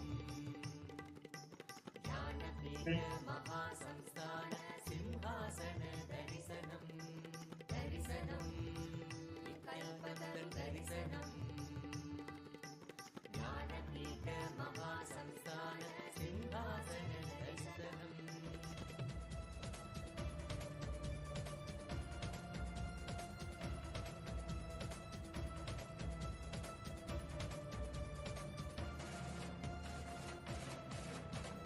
ॐ नमः शिवाय हरि ॐ नमः शिवाय ॐ नमः शिवाय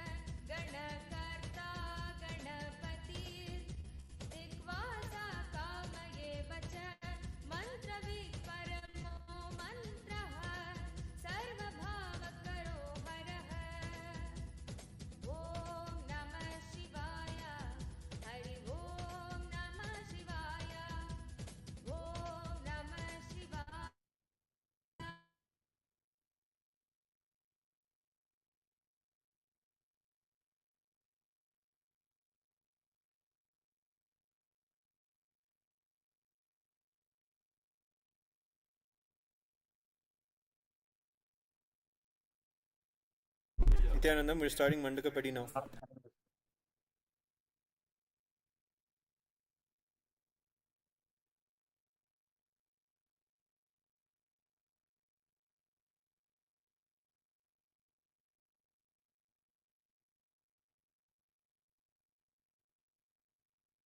Nithyanandam, Kailasa welcomes you to this auspicious Mandagapadi ceremony to the Supreme Pontiff of Hinduism, Bhagwan Sri Nithyananda Paramashivam, welcoming him to the grand festival of the Avani Tiruvizha Brahmotsavam and the Ganesha Brahmotsavam. The Avani Tiruvizha Brahmotsavam is one of the most important celebrations in the Madurai Meenakshi temple. Kailasas around the world will be celebrating this grand festival with Nithyanandeshwara Paramashiva Somasundareshwara Swami. Avani Tiruvizha celebrates the Leelas of Paramashiva when he came as Somasundareshwara Swami, and including this grand festival of the Somasundareshwara Pattabhishekam, the handing over of the ruling authority and administration from Devi Meenakshi Paramashiva Shakti to Sri Somasundareshwara Paramashiva happens in the Madurai Samrajyam during this Avani Tiruvizha Brahmotsavam. We're also welcoming the Supreme Pontiff of Hinduism to the Ganesha Brahmotsavam, which is celebrated for 10 days, and on the final day, celebrating the Ganesha Chaturthi. With great pride and privilege, we are grateful that our beloved Bhagwan, the Supreme Pontiff of Hinduism, Bhagwan Sri Nithyananda Paramashivam, who is the Paramavatara of Paramashiva, is officiating these Brahmotsavams. The Mandakapadi ceremony is a gracious gesture offering our gratitude and love to the Supreme Pontiff of Hinduism, Bhagwan Sri Nithyananda Paramashivam, inviting his divine presence for the upcoming celebrations to express to him our deep devotion and love and to seek his blessings. With Sakshat Dandavat Pranams, let us now welcome our beloved Bhagavan for today's sacred Mandakapadi ceremony and seek his divine grace and blessings. न कर्मणा न प्रजया धनेन त्यागेनैके अमृतत्वमानशुः परेण नागं निहितं गुहायां विभ्राजते यद्यतयो विशन्ति वेदान्तविज्ञानसुनिश्चितार्था संन्यासयोगाद्यतयः शुद्धसत्त्वाः ते ब्रह्मलोके तु परान्तकाले परामृतात् परिमुच्यन्ति सर्वे दह्रं विपापं परमेश्वभूतं यः पुण्डरीकं पुरमध्यसर्गस्थम् तत्रापि दह्रं गगनं विशोकस्तस्मिन् यदन्तस्तदुपासितव्यम् यो वेदादौ स्वरः प्रोक्तो वेदान्ते च प्रतिष्ठितः तस्य प्रकृतिलीनस्य यः परः स महेश्वरः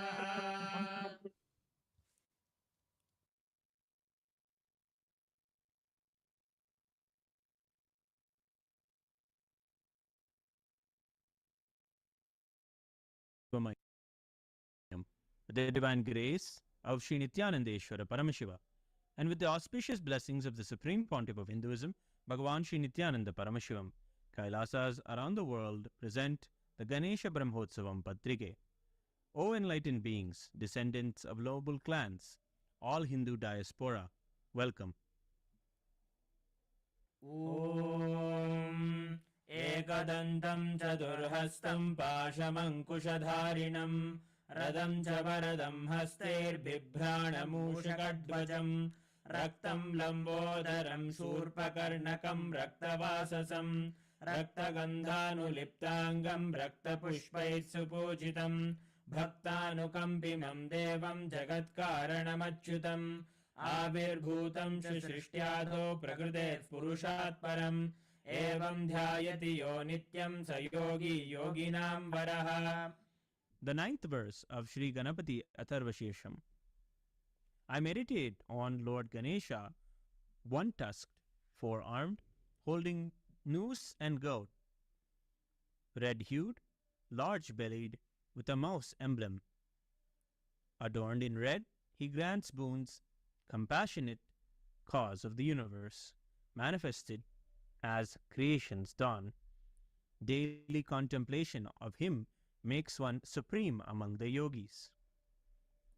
During the auspicious Nitya Yuga, Krodhinama Samvatsara, Dakshinayana, Lakshmi Venkateshwara Ritau, Simhamasa, Krishna Paksha, Ekadashi Tithi, Guruvasara, Ardra Nakshatra, Siddhi Yoga, and Balavakarana, the Ganesha Brahmotsavam will commence in Kailasas all around the globe, with the Dvajarohanam, the flag hoisting ceremony, at the auspicious Vrishchika Lagnam, 11:30 a.m.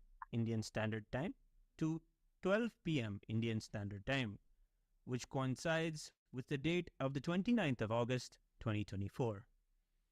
With the auspicious grace of Sri Nithyanandeshwari Paramashiva Shakti Sameta Sri Nithyanandeshwara Paramashiva and his Paramavatara, the Supreme Pontiff of Hinduism, Bhagavan Sri Nithyananda Paramashivam, Nithyanandeshwara Paramashiva Devalayam, and Kailasas all around the world invite the Supreme Pontiff of Hinduism, Bhagavan Sri Nithyananda Paramashivam, to officiate and bless the Ganesha Chaturthi Brahmotsavam. Kailasas welcome all the beings from all the 14 lokas to this grand celebration. With the divine grace of Sri Nithyanandeshwara Paramashiva, with the auspicious blessings of the Supreme Pontiff of Hinduism, Bhagavan Sri Nithyananda Paramashivam, Kailasas around the world present the Avani Tiruvila Brahmotsavam Patrike. O enlightened beings, descendants of noble clans, all Hindu diaspora, welcome.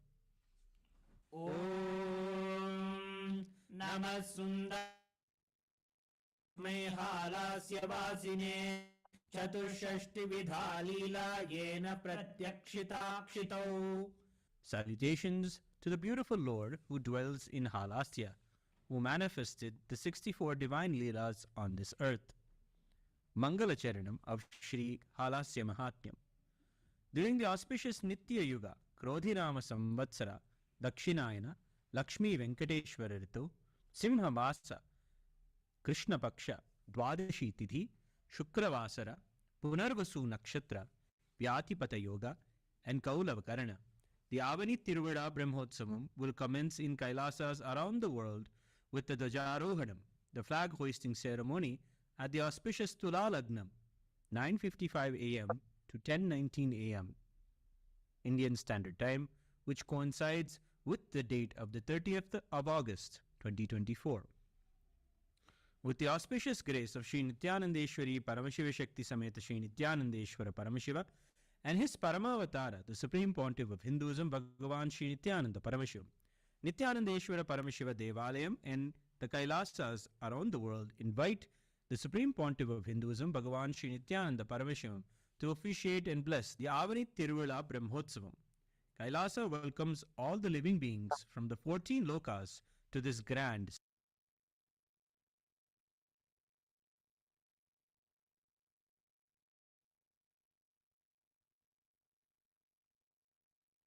कैलासोन्नतद्वादशान्तश्यामलापीठारूढ श्रीमीनाक्षी सुन्दरेश्वरा भिन्नस्वरूपा परशिवपुत्ररत्न Kumar गुरुमन्यतुल्यावतार Shri Parvati स्तन्यपानलब्धदिव्यज्ञान विश्रुतसकलनिगमागमसारभूत द्राविडवेदप्रवर्त्रे श्रीमत्परमशिवकरुणासमधिगतमुक्तामयचतुरश्रयाण गीयमानछत्रचामर श्रीचिन्नकाहलादि समस्तविरदावल्यलङ्कृत ज्ञानविज्ञानचक्रवर्ती सर्वजनसङ्गसद्यो निर्वाण दीक्षाव्ययापवर्गवर्ष विश्राण जीमूत परमतकलपकेसरी शैव सिद्धान्तस्थापनाचार्य श्रीराजाधिराज पाण्ड्य महाराज गुरु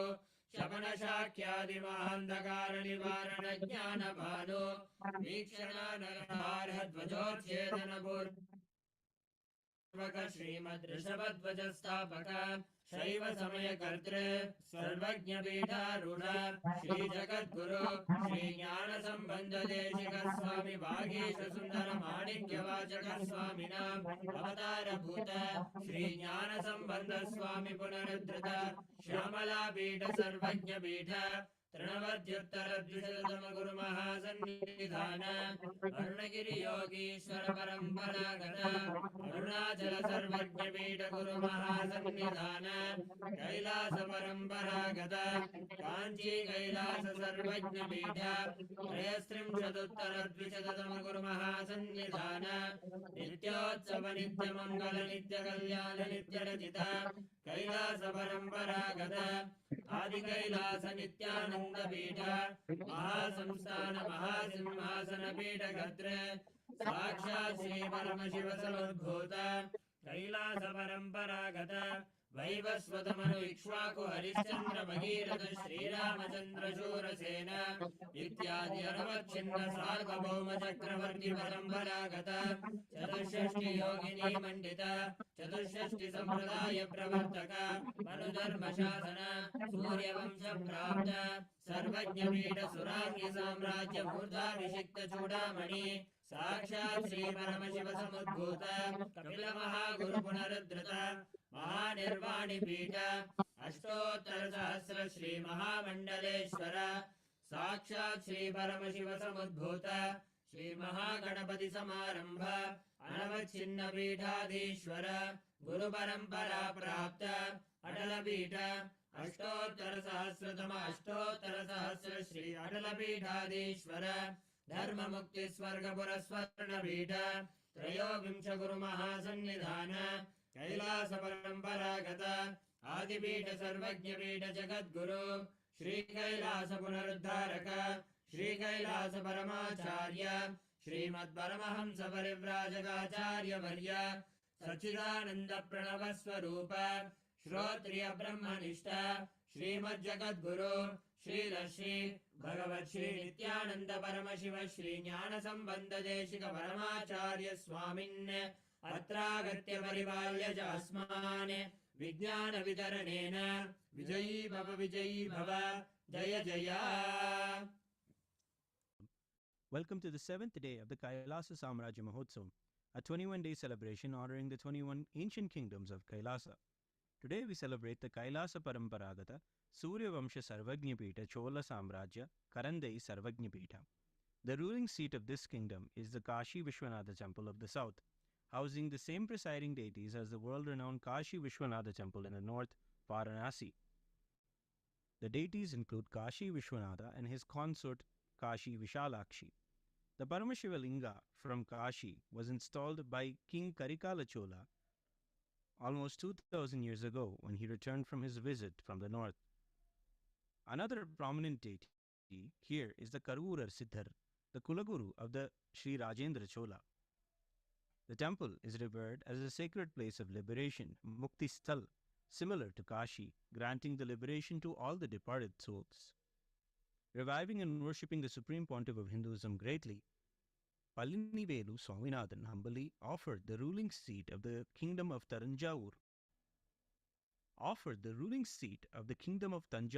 the Karandai Sarvajñapītam, to the Supreme Pontiff of Hinduism in the year 2007, to carry the royal legacy of this kingdom forward.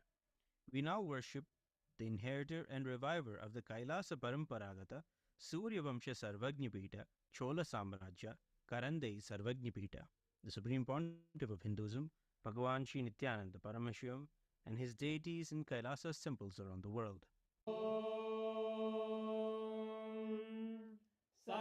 सहस्रदलपङ्कजे सकलशीतरश्मिप्रभम् वराभयकराम्बुजं विमलगन्धपुष्पाम्बरम् प्रसन्नवदने क्षणं सकलदेवतारूपिणम् स्मरेत् शिरसि हंसकं तदभिधानपूर्वं कुर्वन्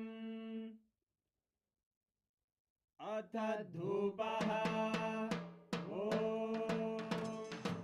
धूरसि धूर्वधूर्वन्तं धूर्वदयोस्मान् धूर्वदितं धूर्वयं वयं धूर्वामस्त्वं देवानामसि स्वस्तितमं वप्रतमं ज्येष्ठतमं मन्यतमं देव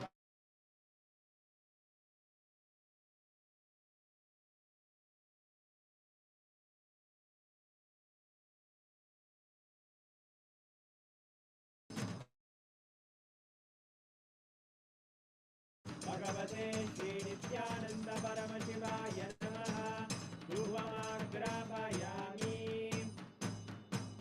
अथ दीपः ॐ उद्दीप्य स्वजातवेदो भक्तिर्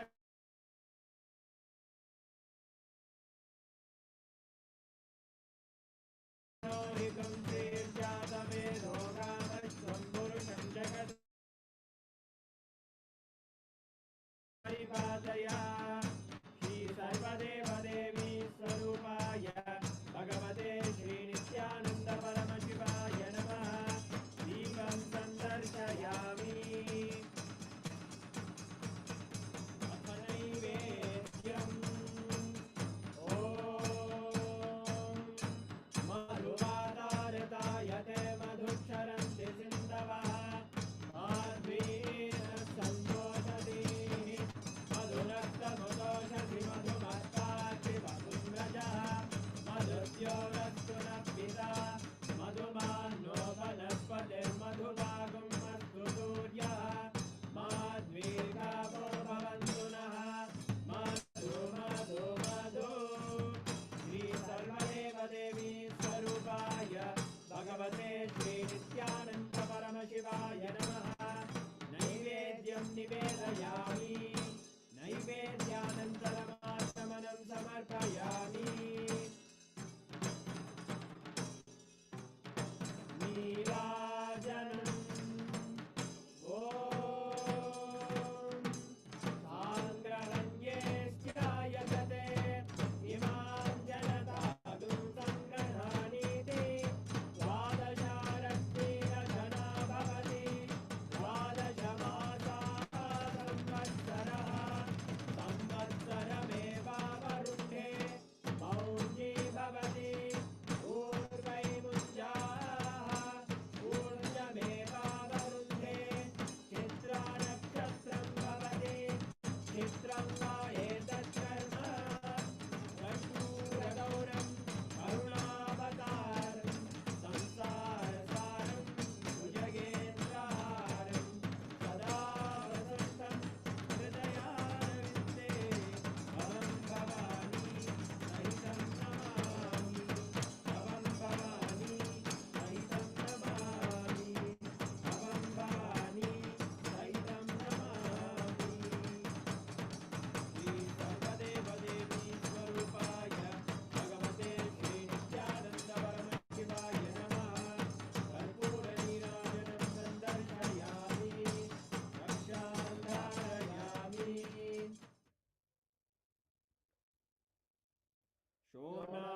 शोणाद्रीशावताराय ज्योतिस्तम्भस्वरूपिणे श्रीकैलासप्रधानाय नित्यानन्दाय मङ्गलम् तत्त्वज्ञानप्रदाताय नित्यानन्देश्वररूपिणे श्रीकैलासप्रधानाय नित्यानन्दाय मङ्गलम् मूलप्रकृतिरूपाय परमशिवशक्तिस्वरूपिणे श्रीकैलासप्रधानाय नित्यानन्दाय मङ्गलम् दण्डत्रिशूलहस्ताय कालकालस्वरूपिणे श्रीकैलासप्रधानाय नित्यानन्दाय मङ्गलम् आदिपूज्याय देवाय सकृत्पूर्णत्वरूपिणे श्रीकैलासप्रधानाय नित्यानन्दाय मङ्गलम् सर्वाभयविनाशकाय शत्रुसंहाररूपिणे श्रीकैलासप्रधानाय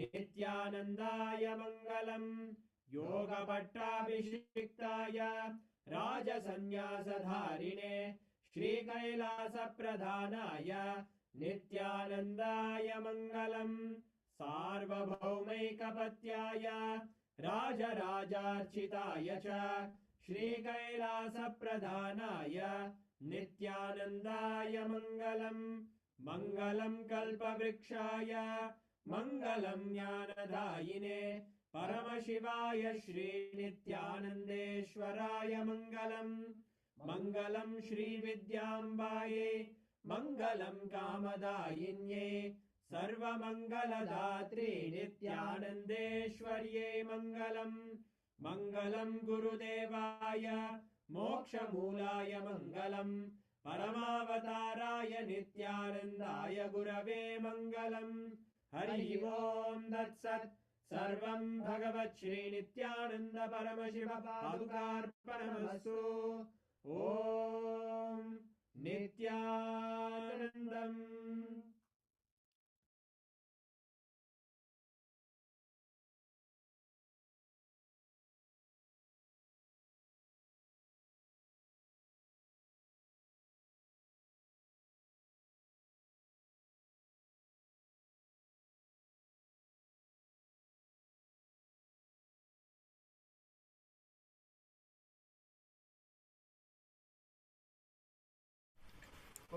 Nithyanandam, you're still live. Hold on.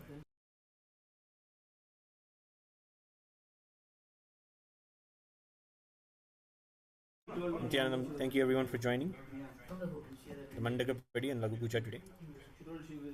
Please make sure that Dwajarohanam is offered today. Today Dwajarohanam is to be offered at 11:30 a.m. IST time. It will be very late in the US temples. So please finish your Dwajarohanams accordingly tomorrow morning after it is done in India. So please do the Dwajarohanam after it is completed in India.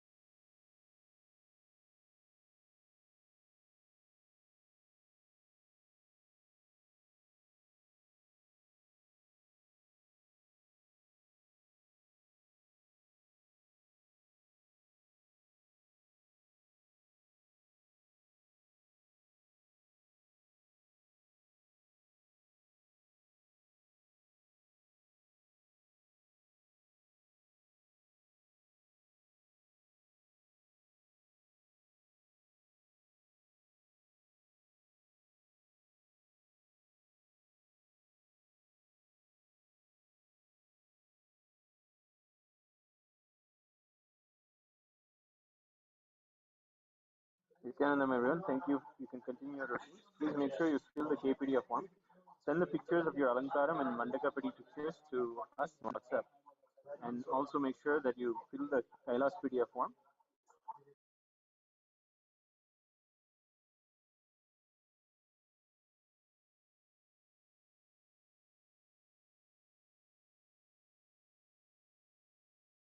Please, please note that the Kailas PDF form has a new link.